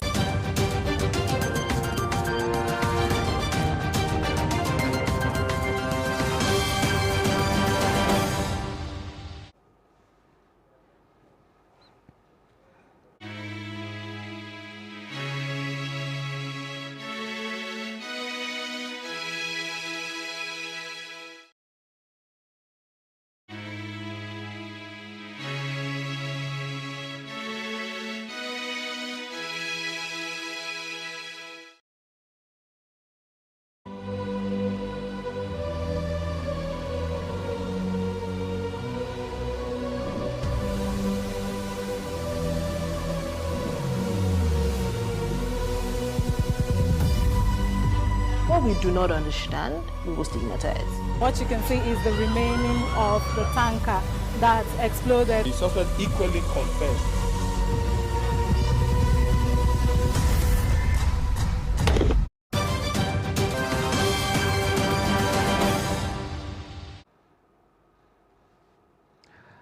Thanks for staying with us. In business news, the cost of healthy diet in Nigeria increased by 19.2% on a month-on-month basis to 1,241 naira in June 2024 from 1,041 naira in May. The National Bureau of Statistics disclosed this in recent COHD data. The figure represents the cost per adult per day, excluding the cost of transportation and meal preparation. On a regional analysis, in June 2024, the average COHD was highest in the Southwest at 1,545 naira per. French athlete Alice Finot made history at the Paris Olympics, not only by contributing to a record-breaking steeplechase run, but also by proposing to her longtime boyfriend. After a thrilling race, where she and 3 other athletes shattered the European women's 3,000-meter steeplechase record, Finot surprised her partner.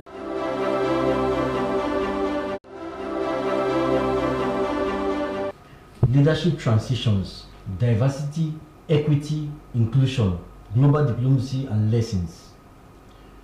As long as poverty, injustice, and gross inequality persist in our world, none of us can truly rest. And that's from Nelson Mandela, of course, we're in the Mandela's month in July.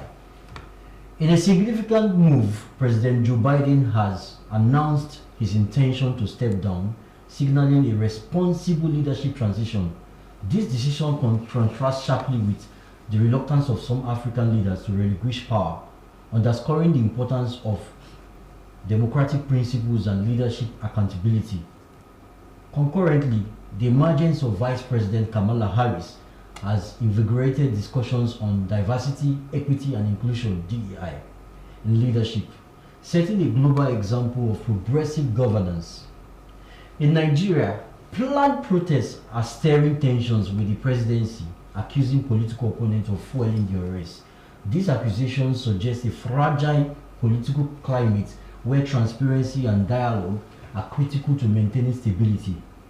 Going back to global front, peace talks are gaining momentum just about a month after the visit of the Ukrainian President Volodymyr Zelensky.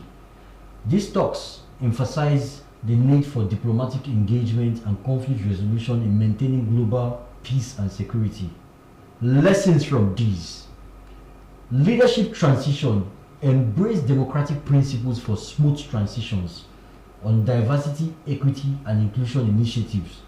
Promote diversity. Their opinions will rule the day. So Biden just had a listening ear.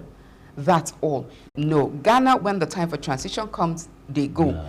So when you look at Paul Biya, you can look at Rwanda. But when you go to Rwanda, you find that the people actually like Kagame. So I really don't know. That's sustainable for them. That's the question. They want Kagame. They like Kagame in power. He has been doing very well. But is it okay to have someone? Well, he's there at the moment. Okay. And we're not Rwandans. Okay. This is what the Rwandese people want. So. Yeah, I think I'll basically just dwell on lessons from, President Biden's action. So I think, first of all, what global leaders, or you were asking about African leaders, can learn from this is, understanding and adhering to democratic principles and values. So if our leaders, this is beyond Nigeria now, Africa and, globally, understand adherence or understand democratic principles and values, it would be really, really essential. And then again, I think that from President Biden's action, we can see that he understands that leadership is a temporary service to the people. I think India suffers from violence against women. It's prevalent because of how women are regarded, and this is not too far-fetched from how women are regarded in most places. Now, the backstory to this is that these women lease this land, and of course, subsistence farming, it's there in India. Yes. It's rampant because a lot of the people there are poor. So you just lease a land. So I think they had a problem with an area father or a family member who said, do not touch this land, it's our land. So whilst the mother and the daughter, or the family, because they have the same surname, were there protesting that they should not cut this road through the land, the guys with the tipper, the truck came. So what they were saying, no, they wanted to build a road across the land that they leased. So what the people said, pour the sand on them if they do not move. And this is what happens here a lot, because people don't have respect for women and for poor people. I can assure you that if this set of individuals were men and poor, the Dalit is a lower caste in India. They have 4, the Brahmin on top and the Dalit women in the BJP. And you find that the BJP's party is all about humanity. And you ask yourself, what is the space for humanity under this? And Rewa, under something Pradesh, it's controlled by the BJP. So because this has gained such global momentum, we're going to see that they're probably going to come around. But I'm saying that even alludes to the fact that, this is primarily tilted against women. In a world where we have, as Nigerians, I'm saying at least standing on, the law in Nigeria, we have 2 genders, male and female. Yes. You find that it's always the men who have the upper hand in most things. They say, who is talking? It's a woman. There's a cultural practice in Igbo land, in some parts of Igbo land, before Ohaneze will come after me. If 20 women are here from age 10 to 100, the woman will not be allowed to break the kola nuts. They need to bring a 2-year-old boy to first touch it. And not, before. So that's how to show you that women are not really expected to do a lot of things, something one by one. But not everybody. There are people who are disgruntled, fair enough. Things are terribly bad. I mean, sometimes when you sit back and you're almost doing rationing in your homes, you're like, how did we get here? But we know the corruption is there, the bad leadership is there, the lack of integrity, the flagrant abuse of power and looted wealth. We know a lot of people that government has sent to EFCC, blah, blah, blah. They just get a tap on the wrist and they go. And then you open the papers, you see somebody was sent to jail for stealing chicken. And you can direct their looting directly to hunger. But my point is, somebody owns that chicken that you stole. What is going to happen to that person?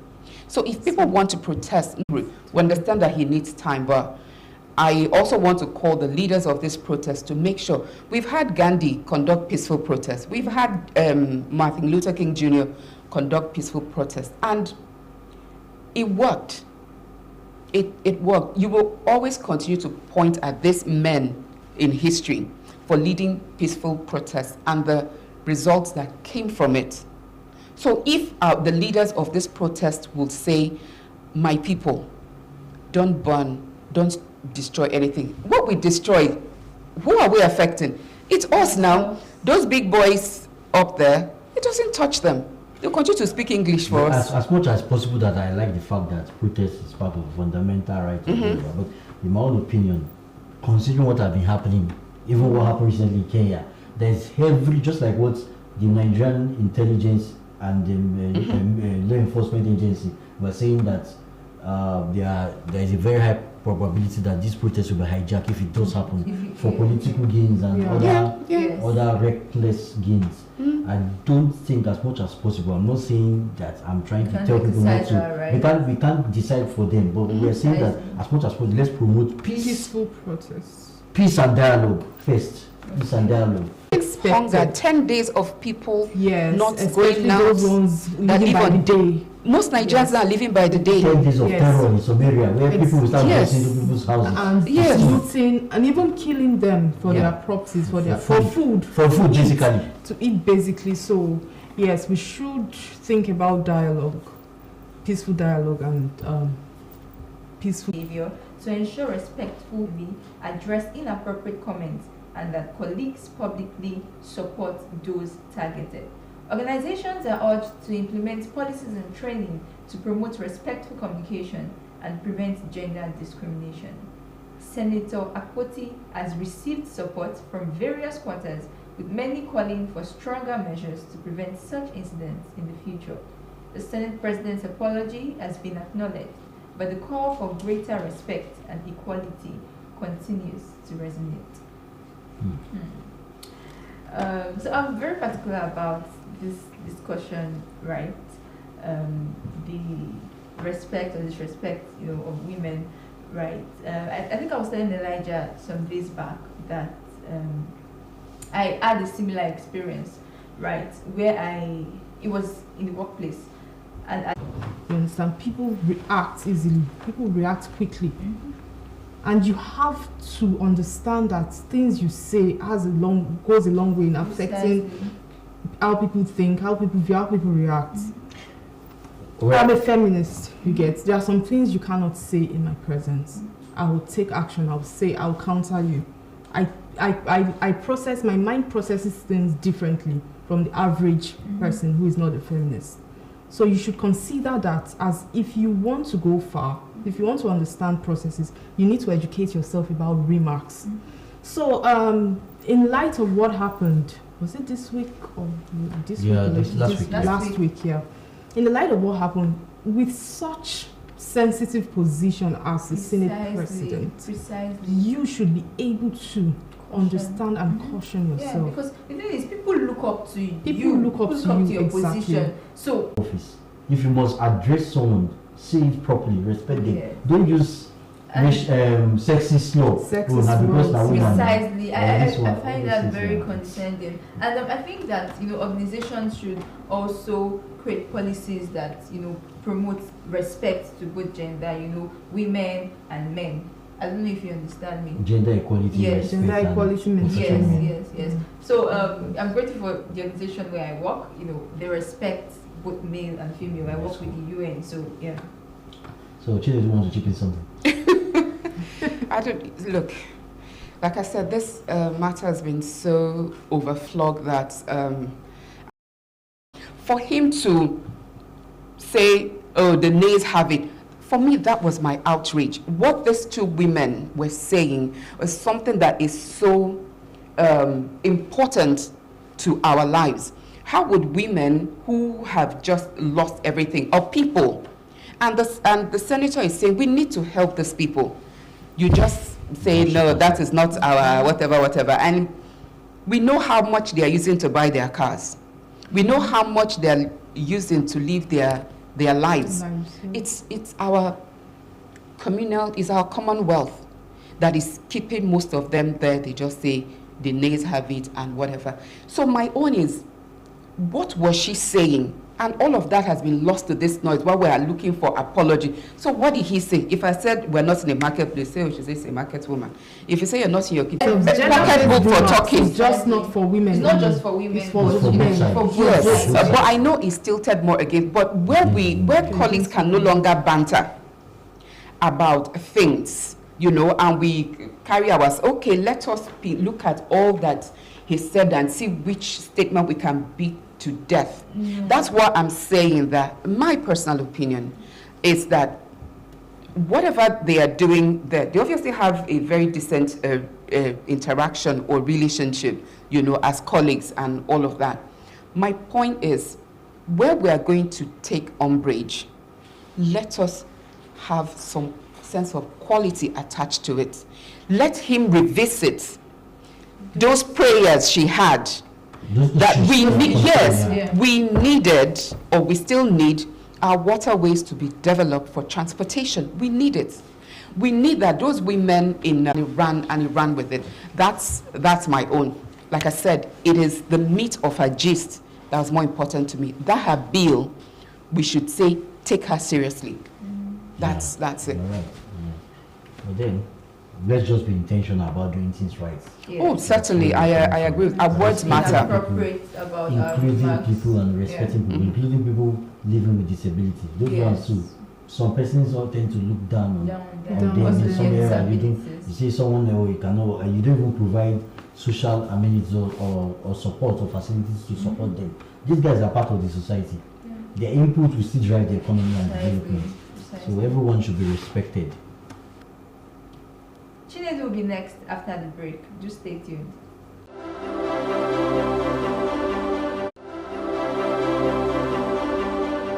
There can be no keener revelation of a society's soul than the way it treats its children. Nelson Mandela. Holiday vigilance, protecting minors from predators. It's holiday time, but there is no rest for the wicked. Schools are closed and children are excited to be home to enjoy the unstructured time away from teachers, assignment, and academic rigor. But as children relax, it is time for parents and guardians to be on alert for the dangers lurking around. Predators are on the loose and are smirking at their potential victims. These victims are your children, boys, and mostly girls. And most of the perpetrators are familiar to them. Uncles, cousins, lesson teachers, domestic staff, pastors or imams delivering children from stubborn spirits, and in some bizarre cases, their fathers. Defilement of minors occurs in your homes, churches, summer schools, and uncompleted buildings, especially for child hawkers. UNICEF says 6 out of every 10 children in Nigeria experience emotional, physical, or sexual abuse before the age of 18. So when they go off and all that, they leave their children, and some send their children to churches. If a child is being a child, you say, oh, this child has some stubborn spirit. You need to go and, you know. According to WHO, 1.7 billion children are being molested, abused globally. And from these statistics, 1 out of 5 females have been abused and 1 out of 13 males. You see the disparity that women, children, female children are vulnerable. So who are these abusers? We ask ourselves. They are within us, within our spaces. I'm sorry. It is your duty as a parent or a caregiver to tell these children that you can confide in me. No one is going to hear. No third party. You create this safe space. Psychological space. Safety. You have to create this psychological safety net for them. Another issue I'm interested in what you said, the issue of poverty and child labor. Yes. Now you talk about child abuse, sexual abuse of children. Now coming to the angle of other form of abuse of children. God gave you children, or let me come from the religious perspective. You got married, you prayed to God for fruit of the womb, and you got it. Now you got it, rather than investing in this human that God gives to you to grow to become someone great and responsible in the future, to grow, have a legacy or something, or perhaps call it your legacy. You rather see them as cash cow. You know, I have 5 children, I'll send them on the children. I carry this on your head and go and sell. And these people are, for God's sake, under 10. Then every day you go out and you come back home with 1 naira. My point is there a way, back to the government now, government intervention to support families? So you hear, oh, they're giving 5,000 naira or 30,000 naira, and you're asking yourself, a tuber of yam is 8,000 naira. How? Beans and whatever, 8,000 naira for this and that. So my point is, how do we, child labor, by the way, is a crime. Yeah, it's a crime, you know. But the government has decided to look away like this. Because the government is wondering, if we carry them, where are we going to keep them? How are we going to feed them? You know, so even so you hear, oh, people went for some sporting program, they'll come back, they give them $10,000, blah, blah, blah. You'll say, even this one, you can... You go to a mosque, can't they help you, the community, the Muslim community, maybe set you up? She said, unfortunately, she went to the imam so that the imam could be of help. Guess what the imam was telling her? The imam is interested in the girl. What? After having 2 wives. She said, like, I want to marry you. So now the issue is, she said she doesn't want her daughter to marry the imam because she believes her daughter has a future. No, that's a good one. She said that she's hungry, but even if the man denies them food or shelter, she believes that she wants her daughter to go to school. And I said, okay, can you go to the local government? Yeah. At least try. We have welfare services in the local government. Yeah, so this is a very big problem. It is. And, you know, as you're taking it to religion, I'm saying that a lot of the churches have responsibility to the society. Churches and mosques, they have. But again, be able to take care of them. Some of these children that are abused are not indigent children. They are not. Their mothers or their fathers would be able to say, okay, let me take a different kind of job that I'll be more available, or let me take other hours. Thank God now for remote jobs. But even inside those homes, you find women who don't have time for their children. You're talking about intentional You have fathers, you have fathers that the children cannot even talk to. Their fathers are still like Samanja inside the house. Yes. You cannot, they are not approachable. They just want children where they will demonstrate during graduation, we wear cloth and come, ceremonial parenting, you know, so you know the right thing to do. They're charlatans. They're charlatans that have opened churches. If the pastors or imams or religious leaders are responsible people and sincere, men of integrity or women of integrity, they know the right thing to do. That will not be questionable. And there are babalawos too, that people take their children to, and then they give them ogunfe. Instead of doing the right thing, they give them ogunfe, and the girls start to follow them. So it happened. So don't. It happened. My lecturer told me the experience. Love charm, yes. Bottom line, the holidays here is a time for fun. Is a time for the children to run free. But please, parents, all I'm begging is that do not let them be afraid. Do not let fear interfere with the pleasure and the fun of the holiday. Be vigilant, monitor everybody, and please take care of your children. That's it. Happy holidays, kids. Alright, so with that being said, the end always seems to come too soon on The Advocate. However, the advocacy continues on our social media platforms on Facebook, Plus TV Africa, #TheAdvocateNG, or on X and Instagram at Plus TV Africa, #TheAdvocateNG.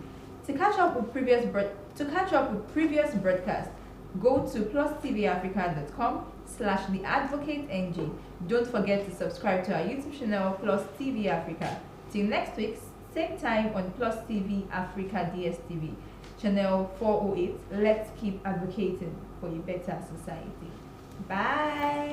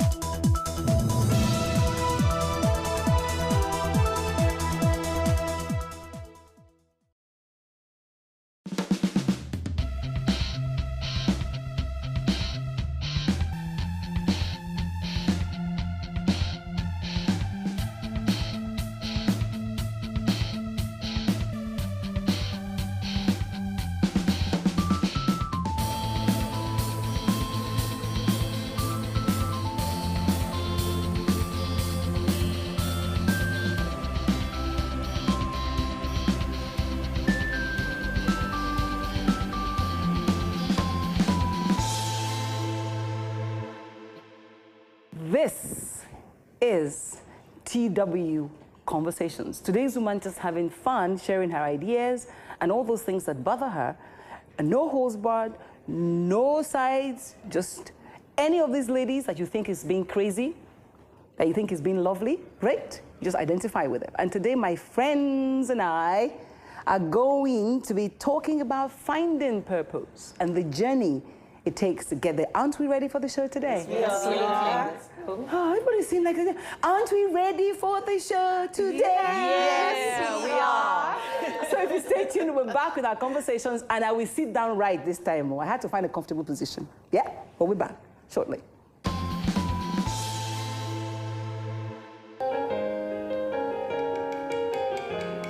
Okay, before we start, I think I would like to switch. Woke up on Sunday morning. You come this way. Told my daddy I'm leaving home. Yeah. You guys, going off to you know the song by Daria Kalari? Tomorrow, even though I don't know where to go. Daddy says, son, don't be a fool. Don't be a fool. It's life in the city.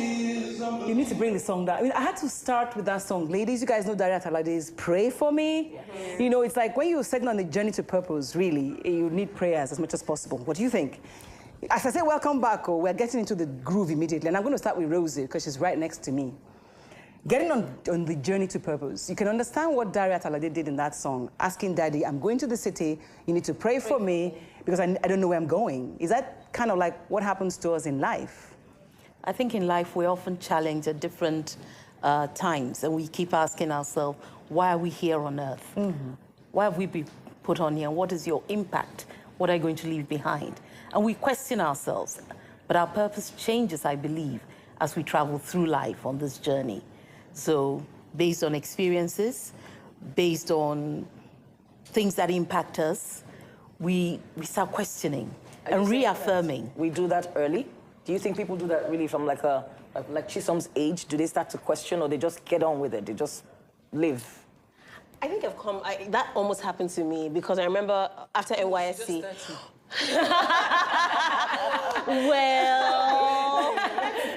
Well, at some point, when I finished, there was a phase that I had to go through that. Maybe I should put it that way. Because I know when I finished NYSC, it was my sister's wedding, so we all went back to Calabar. After older sister's wedding. Mm-hmm. And then I realized that, okay, everybody had gone after the wedding. What's next? I was trying to get a job, and I'm like, you know what? This Calabar is not working for me. I just carried my bags and I went to Lagos. And my dad was like, you're just going to Lagos. What's going to happen there? Because I just left and I just went. And somehow, in a few months, I got a job, and here I am. But that exact thing happened to me. I wonder if it was purpose that was driving you, though. I just know that I shouldn't have been there. I don't know. I just felt like that's how... I should have been in the Ufuk land. Any longer than that. I was like, you know what, maybe just try. And I guess that as I've grown older, I've also realized that, you know what, just be doing something. Somehow it will fall into place. I don't know about purpose. One thing I know for sure is that first how we talk in this place, she will first listen to all of us before she comes in. You're the gentle one in the house. Well, I don't know. The thing for me about purpose is I don't think... I've never seen myself like, okay, this is what I want to do, this is why I'm here. Because I just feel as if I'm questioning God. Because there's no way God is going to talk to me and say, oh, Sauda, this is my vision for you. So sometimes, even in my business and in my life, in my marriage, I always try to be a bit flexible. I don't want to be the one saying, God, this is what I want, and this is exactly what you're going to give me. Does it have anything to do with religion? I don't know. Does it have anything to do with your faith? I won't be able to answer that question, because I think about it in the religion. I'm biased in one way, because everything is about religion. So me praying to God and say, God, I'm like coming here, I'm like, I have to do this, this thing must work. I'm like, what's wrong with you? God is the best of planners. He sees everything. So submit to his will. So you cannot actually say, this is my purpose. He never told you that. You assumed it, you took it, and you're telling God to bless you. Do you agree, though? But you're young. I keep saying this, but don't worry. You know, ignore me. Because you are at the point where we assume that the young ones have no purpose. But haven't realized it. Oh, yeah. Yes, some of us haven't identified what our purpose is. On the other hand, some of us have. I think I'm one of those people that I'm on my right journey to purpose. I think it's one of the, it's majorly from the experiences that I've had before that is enlightening me more on the path to go. What are those experiences that made you so wise? So wise and so sure. Till 90, I know. And you turn, you know, I found out that in phases, life like Rosie already said. Rosie said, purpose differs, they change at a point. I think the assignments under the purpose actually changes, not the purpose itself. So I think your purpose, I think my purpose in life has to do with humanity, and it could differ at some point in time. I could do humanity. No, I think humanity is broad. If you ask me, yes. There's so many expressions of it in different things. Yes. So, like she said, yes, like Rosie said, purpose actually differs. No, the assignment under the purpose differs, but not the purpose itself. Is that what you're saying? I think ultimately you must be at a place of balance, of peace. But what's purpose then? So when you are achieving your purpose, that is when all is aligned. Because you're at peace with yourself, you're able to impact, you're able to drive change. But your soul is at one, literally, with the universe. So if it is around, and I know, Chisom, you do stuff backwards. Okay. Okay, purpose, yes. Instead of searching for purpose, there's a saying that goes that when the purpose of a thing is not known, abuse is inevitable. Absolutely. So if you say to yourself, okay, if I don't know what my purpose is, I may stumble on it accidentally and abuse it, even myself. So that should drive you to try to discover what it is so that you don't misuse the opportunities. Well, I that think present purpose themselves. could come from identity. Identity is very important. A lot of us have misplaced priorities because we haven't identified who we are as a person. I keep hearing this. If we have this little rat telling me that a lot of us have. How does a 20-year-old know what their identity is? But very early, you know, at her age, I was going to disco and things. You know, and just it was just nice fun. Yes, I have really fun in my own way. Like I like to chill in my own way. I don't. What is the thing that gives you peace, like Rosie said? What is the thing that gives you peace and makes you feel is not paying the bills? Because a lot of people have said that my purpose is to do humanity. Are you sure you're Efok and you're not Ibro? My husband has rubbed off on me. No, but I wonder if purpose is necessarily where we drive our financial revenue from, independence from. Yeah. Okay. You would have someone who is aligned, and the purpose and that drive is generating an income. But there are others who may use their income to drive that purpose. Yes. So I think we could look at it in different ways. But ultimately, are you doing something that fulfills you and causes you to feel that I am having an impact in this world? I am giving something to this world, and I'm leaving my presence in the sands of time. Okay, ladies, let me just say this. We're talking abstract now, so maybe we should define purpose as we understand it. Okay. And I'll start with Saudat, because I don't know how easy it is for your purpose to be disconnected from your faith. Because I, as a Christian, I believe, when I ask myself, what drives me is love of God and love of man. So everything else I do is centered around that. And it's only with age I got to that point. At 17, I was telling God I want to be able to wear jeans at 40. You know what I mean? You know? Yes, I can relate. I can relate because I have to ask. When I pray, I will just pray for clarity. Why am I here? Sometimes I go like, use me. This, what I'm doing, I want to use it to serve you. So I define my life, my marriage, my business and everything. It's always as if I'm serving God. So my purpose as a Muslim, I tell myself that I'm a Muslim. I'm now a Muslim by choice. I'm a Muslim by birth, but it got to a point where I became a Muslim by choice because I could understand it. I had read the Quran. I knew what was, what it said. And I could relate it to what I'm going to do. So when people say, "Oh, this is why God put me here," I'm like, I never am able to relate because you get people that have done something for so many years, and maybe because someone had an accident. Because of what happened at that point, it changes them and they start focusing on something else. Absolutely. Like people who end up having children with disability, for example. Yes. And they start a new life path. They start an NGO, they start something that is totally different, That sometimes in the middle of your pain, you actually find your purpose. Or your experience, not necessarily pain. Like the joy. A lot of, but does it come out of pain most times? I think it's pain that actually kicks you in the butt. Yes, because I can't relate with a woman who is believing God for a child because I had babies easily. But a woman who has spent 10 years waiting on God for a child can sit with somebody who has spent 5 years and is, discouraged, and she understands the path. If you look at it differently, some of us stumble upon it. Okay. Sometimes it gets pointed out to you. Yeah. You don't even know that's what you're about. Then someone says, you know what? I went through an experience when I lived in South Africa. And because you're very akin to why did we go through this? What? And I found out at a point, a friend said, you know what? We all wouldn't be here if it wasn't you as always connecting people. What was the experience? My experience was one of being almost like the fulcrum. And it was so too much for you. different types of... At the end of my stay in South Africa, one of the things that motivated me leaving South Africa was I felt spent. Emotionally, I had been drained. That's how I felt. You were because everybody's I was always ear. in the middle of it, but in for positive things. But ultimately, I was done.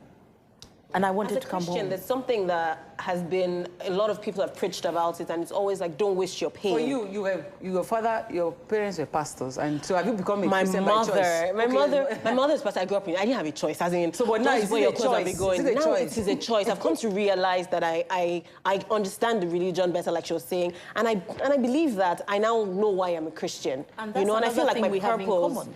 Because my father was a bishop in the Methodist. Oh, really? Oh, wow. So I grew so up initially in a you're man's. compelled to go to church. Well, Initially. I'm going to church. Yeah. So yeah, but I feel like don't waste your pain is one message that has really touched me, because I feel that everything you go through, that's the way everything you go through is for a reason. So when you go through some sort of pain or when you go through some sort of experience, how can I pass it on? How can I pay forward? I wonder though what kind of pain you could have experienced that made you so wise. Because I mean, you're here worried about humanity, worried about this. Something must have happened to you that made you worried. Yes, growing up, I think the society painted a picture of how... You are still growing up. I'm still growing up. I'm still growing up. Sorry.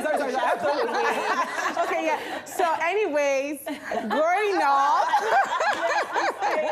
So, growing up, the society painted a picture of how a woman should be, how a woman should grow up and become. And there was a lot of issues about self-esteem, bullying, self-confidence. Were you bullied? Yes, I was. But you went to an all-girls school, if I know. Well, yes, I did. That was high school or...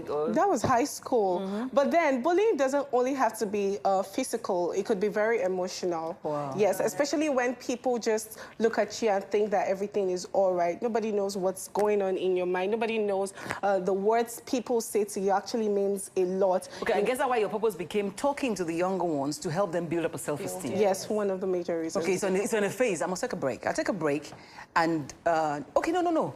Let me let her land, right? Sure. So, so because this bullying, you didn't tell me quite if the bullying was from your fellow classmates or the bullying was from society. Just being in the world. You keep saying society. Yes, school was one. I mean, they did not have to, like I said earlier, it wasn't physical, but through their words and through Let me their just actions. make it easy for you. This girl had to drop one class. Yes, I had to repeat. Absolutely, she had to, and that changed her. Yes. Okay. Oh, I had to secondary repeat. school must have been. And that period where I had to repeat, a lot happened. It was a moment for me to decide if I wanted to keep seeing myself as a failure or if I was going to move ahead. And I think the point where I had to repeat was not just it. It was things that came with it. You know, the fact that your juniors became your mates and your mates became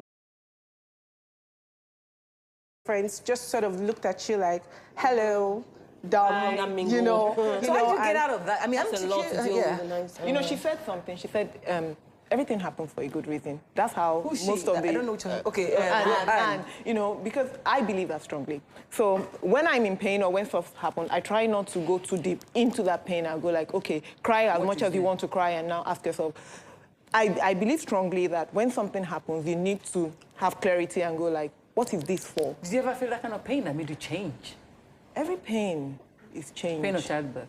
But you still went back to the labor room. You don't want me to tell you the story of that. I did because I knew I didn't want one. But my mom was with me in the first one, and I looked at her. My mom had 5 kids, and I'm like, why did you do this 5 times? So you should be asking why I did it 6 times. I was, your own is another story, I think. But, you know, I was so upset.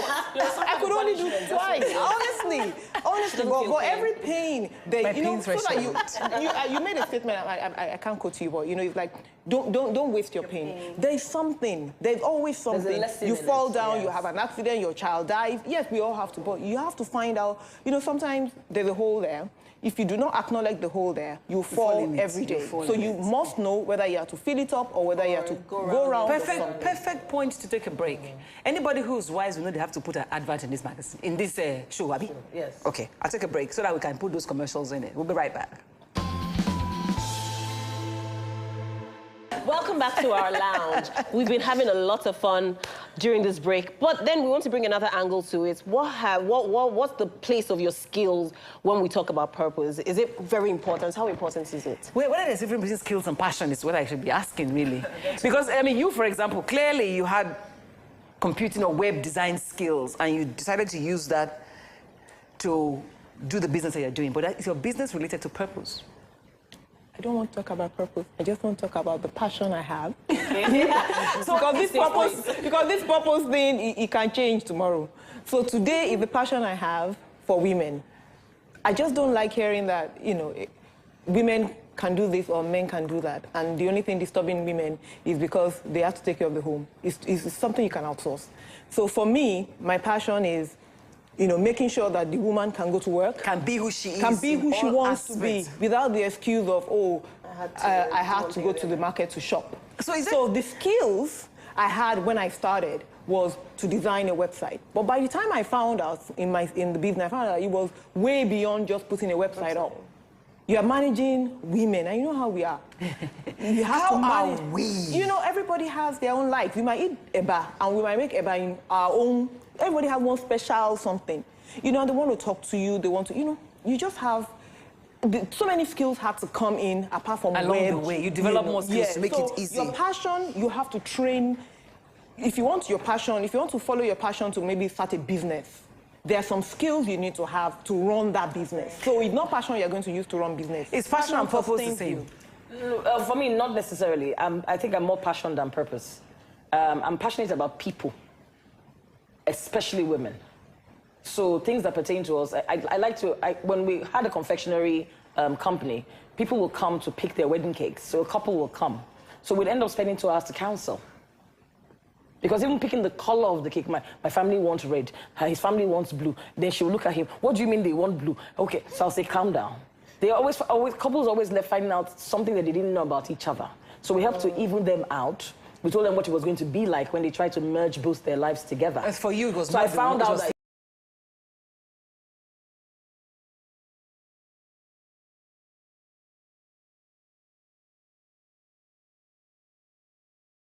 I could talk to people easily, you know, and so I still do now. I counsel sometimes from my experiences and from other things that I've learned and read about over time. People find it easy to talk with me about them, and I can do that. I can see how to. Yeah, for me, I think they're interrelated. Passion, purpose, and skills. I mean, what's the essence of you doing what you're doing? What's the essence of you trying to counsel someone? That's because you're passionate about what you do.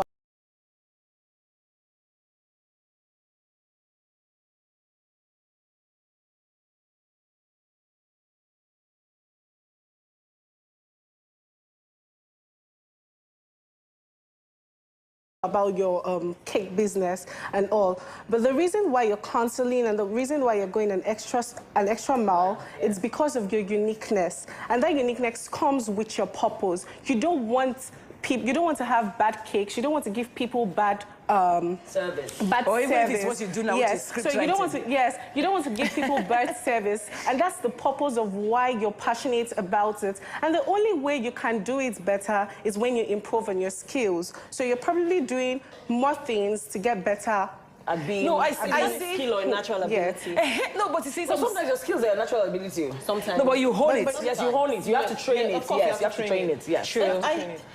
I admire people who are doing things that are their purpose. When I read up stuff on Chisom, and I find that she engages with these younger women and brings them up to, questions them, challenges them, guides them. Then I think, why can't I do stuff like that? But to each one, their own. Yes. So how do you... Passion and purpose, I think, are related. Now, what is it driving me to do? I look at my skills, and I think I'm fortunate that I have an opportunity to engage with people as employees, and I have a role to play. As an HR... But as an HR head. But then the fortunate thing is that I am all about unlocking people's potential. And that's what drives me. And so my purpose is opening the door, helping that person open that door and walk through it. Even if it becomes spent in the process. even if I can't hold myself back. So I'll be the one who'd be overworked. But I'll be like, yeah, but we can do this. But I get the energy from it as well. Let me try and come in there. You mentioned something. You said you like what she does, and you think, why can't I do that? You see, that's what happens when we copy. A lot of people copy. You see someone doing something, and you go like, I can do that. But you see, what sustains her is something called, you're running a business, and someone wants to copy your business.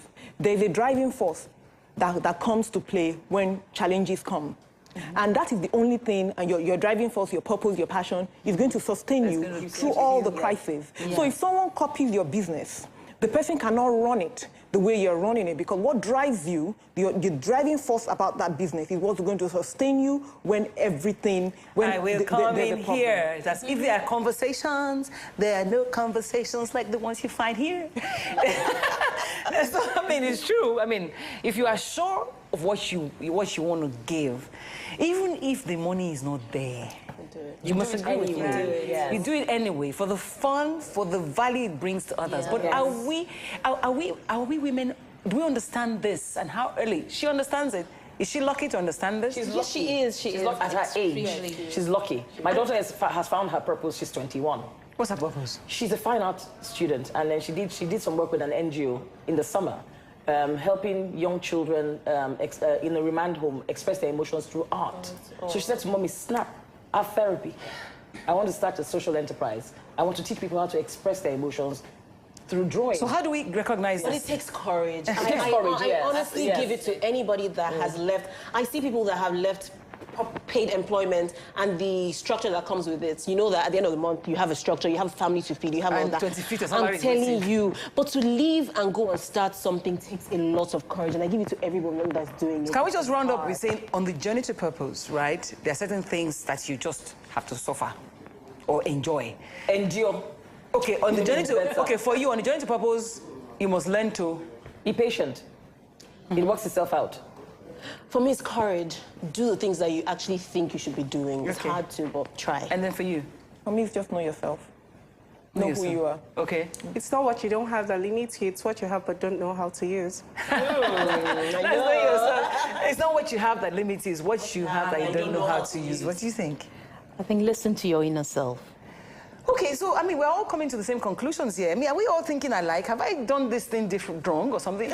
I'm happy to find out that even at 20, you understand that that's what you're at 20, at 30, at 40, at 50, or even 60, getting close to 60, you find that if you find the purpose, if you're courageous, if you're patient, if you know who you are, if you don't limit yourself, and what did you say? Listen to your inner self. Okay, listen to your inner self, then it's a no-go.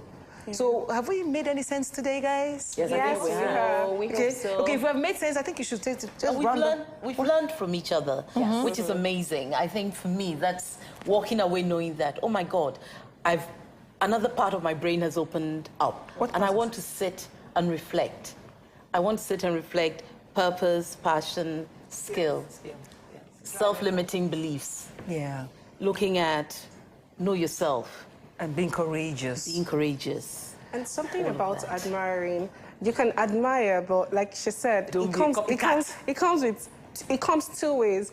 Admire because you are actually getting motivation and inspiration from whatever it is. It's more or less like a path for you to go through, not for you to bring down or just to want to be like someone else is. So are you saying that when we tell our children have a role model, is that positive now, or is it limiting them if they pick someone that doesn't exactly fit where their purpose is? It starts with the mind. Yeah. Why you're doing it.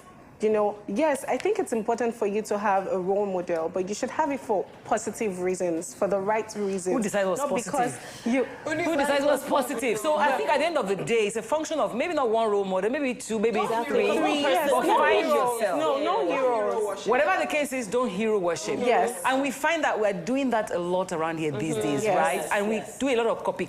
Yes. But the truth, whether you copy or you hero worship, what it is that you are, you're only limited by the limit you set to yourself. Exactly. Once you're courageous enough and you're patient and you know who you are and you pursue the purpose, you shall endure. So like Dari telling Daddy, pray for me. Pray for yourself. And at the end of the day, know that this journey may be tough, but the journey to purpose, when it's merged with passion, takes us there. It may not give us cash.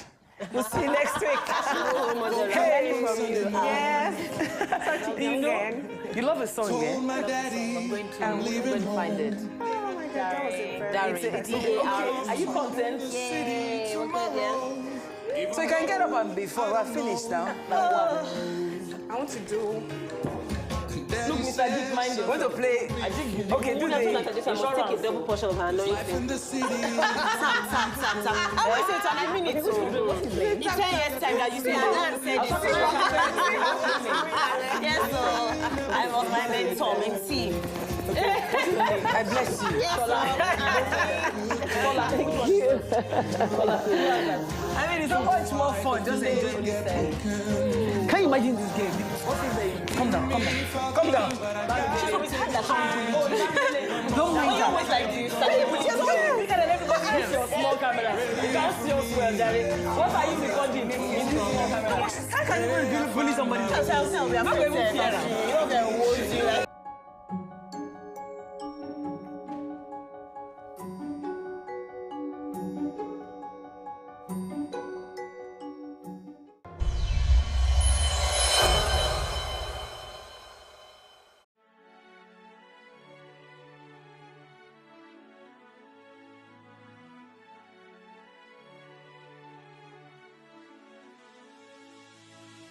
It is engagement we need to have. Those who suffer miscarriages are never taken into account. Members of the National Assembly are also influence peddlers. You are sitting on Nigerians' money. From the Babin, I pay my rent. On the Babin, I send my children to school. A consultative engagement. No any tangible notification before they ban us. It's one thing for people to be at your back and the heat of the moment, and another thing for them to still be with you when push comes to shove.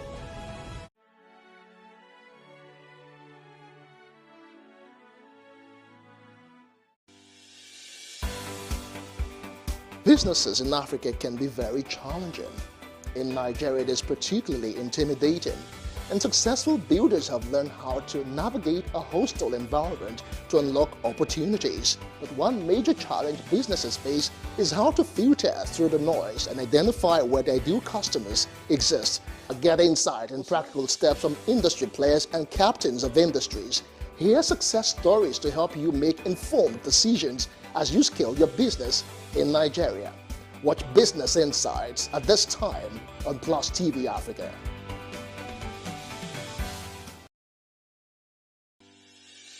Increase the reach of your events or business services.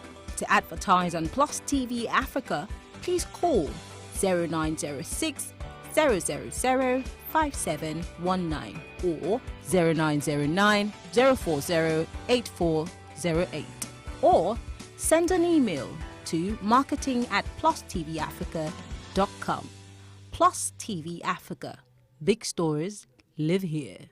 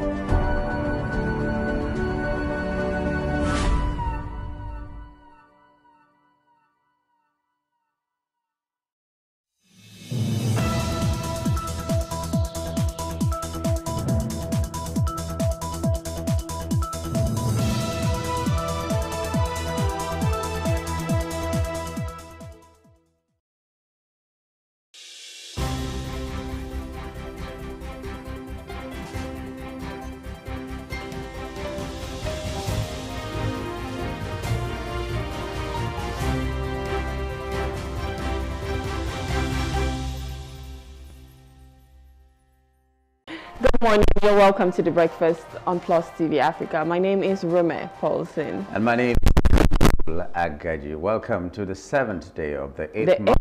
The 8th day. Oh, the 8th day. Yes. It's 8th day already. Don't take us back, young go. Okay, welcome to the 8th day of the 8th month in the year 2024. We're glad to know that you're there and alive. It's very important, alive. Yes, in fact, today is my dad's birthday, and that's how I know it's definitely the 8th day. So happy birthday, Daddy. Happy birthday to Rome's daddy. Yes, you're such an amazing father, and we want to say thank you for all that you do for us and our family. So happy birthday to you, Daddy. Yeah. 0808. These are some of the things that we take for granted. You have your father around. Some people don't even call them for a very long time. Yeah. Because some can be somehow. And I think I want to add that it is super important that you let people know how much you love them. Yes. So a lot of times we take it for granted, like you said, we just move by with our days and feel like, you know what, it's fine. But if you have a parent, if you have a parent in your life, if you have someone in your life that is still showing that love and care, it is important that you show them how much you appreciate that. And for my dad, he does a lot. In fact, I call him my central bank. Yeah. So happy birthday, Daddy. Thank you so much for being my central bank. Thank you so much for being the person, being my sense of reasoning in a lot of times, especially when it comes to businesses.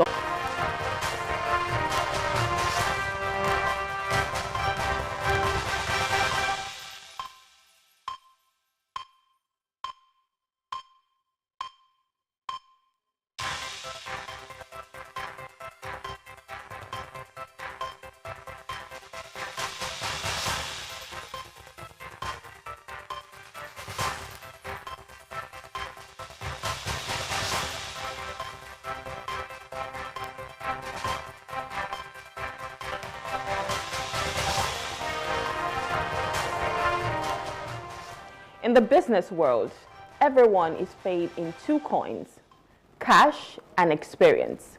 Take the experience first, the cash will come later. And that is by Harold S. Genning, is the CEO of International Telephone and Telegraph Corporation. And he says this morning, in the business world, everyone is... Your first job may not be very well paying, but you garner the experience, and after that you practically walk to every organization that employs you without even as much as writing an application. Like you said, they headhunt. People come to poach you from where you are because you're good enough, you've had the experience. Right. It happens everywhere. Your first job especially may not be as well paid as you want it to be, but if you get the experience, if you see it as a school, an extension of school, then you are going to get the experience.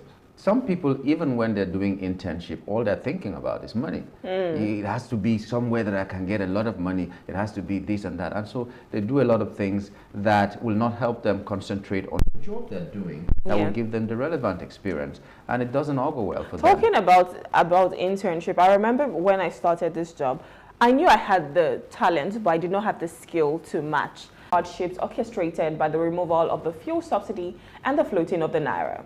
He noted that Nigerians' pain was compounded by what he described as an avoidable lag between the subsidy removal and his helpful plans for the country.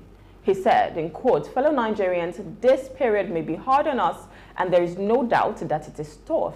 But I urge you all to look beyond the present temporary pains and aim at the larger picture. All our good and helpful plans are in the works. More importantly, I know that they will work. Sadly, there was an avoidable lag between subsidy removal and these plans coming fully online. I plead with you, please have faith in our ability to deliver and are concerned for your well-being. We will get out of this turbulence, and due to the measures we have taken, Nigeria will be better equipped and be able to take advantage of the future that awaits her. For example, we shall fulfill our promise to make education more affordable." The speech that he should have made, and I don't know why, it is 2 days or 3 days after that that he's making this speech again, trying to correct the... So I feel like it's a PR, like they're trying to check it out. Don't they even think through what they put on paper for him to read? Because I'm sure he didn't write the speech. Someone wrote it. He has had, he must have had some inputs to it, but he has the aides that write speech.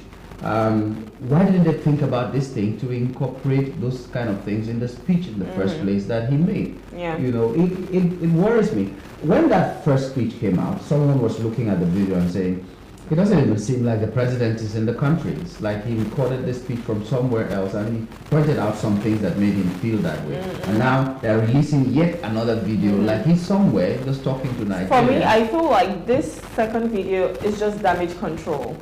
Now, a lot of people have been talking about the first speech, saying it lacked empathy.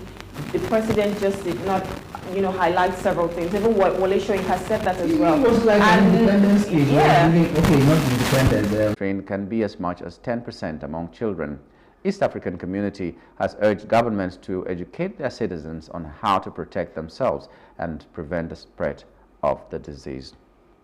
Like they say, prevention is better than cure. It may not be a case where they are saying it has entered Nigeria, but to be forewarned is to be forearmed. Yeah. And I hope that the government will be doing something to make sure that it doesn't arrive in the first place. I think we need to be more preventive, because a lot of times you're hearing of outbreaks like this.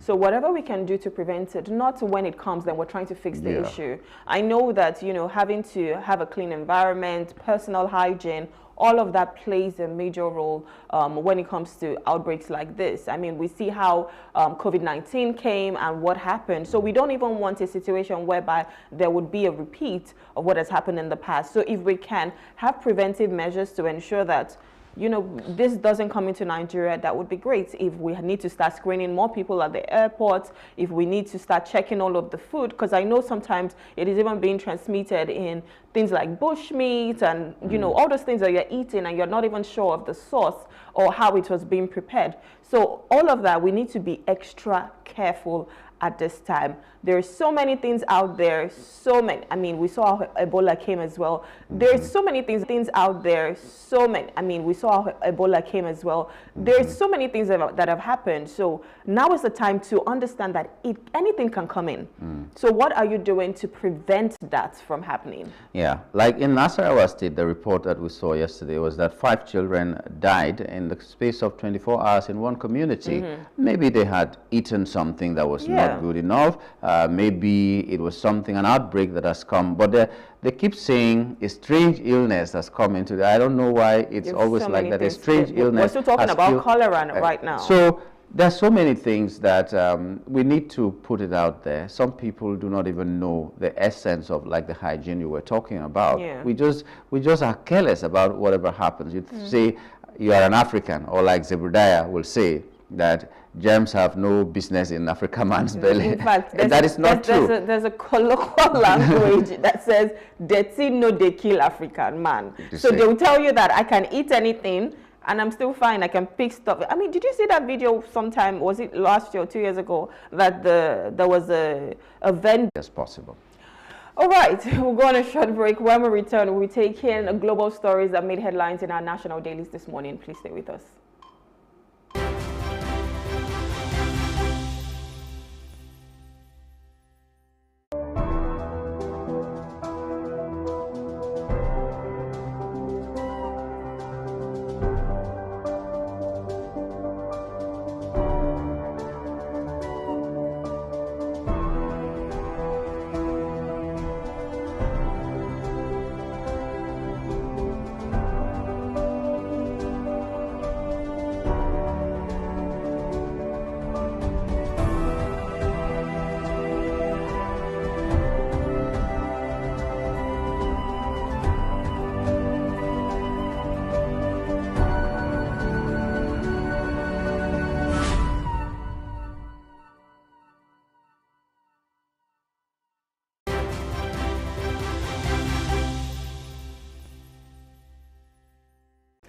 Thank you for staying with us. You're still watching The Breakfast on Plus TV Africa. It's time to take global stories that made it to the front page of the papers this morning.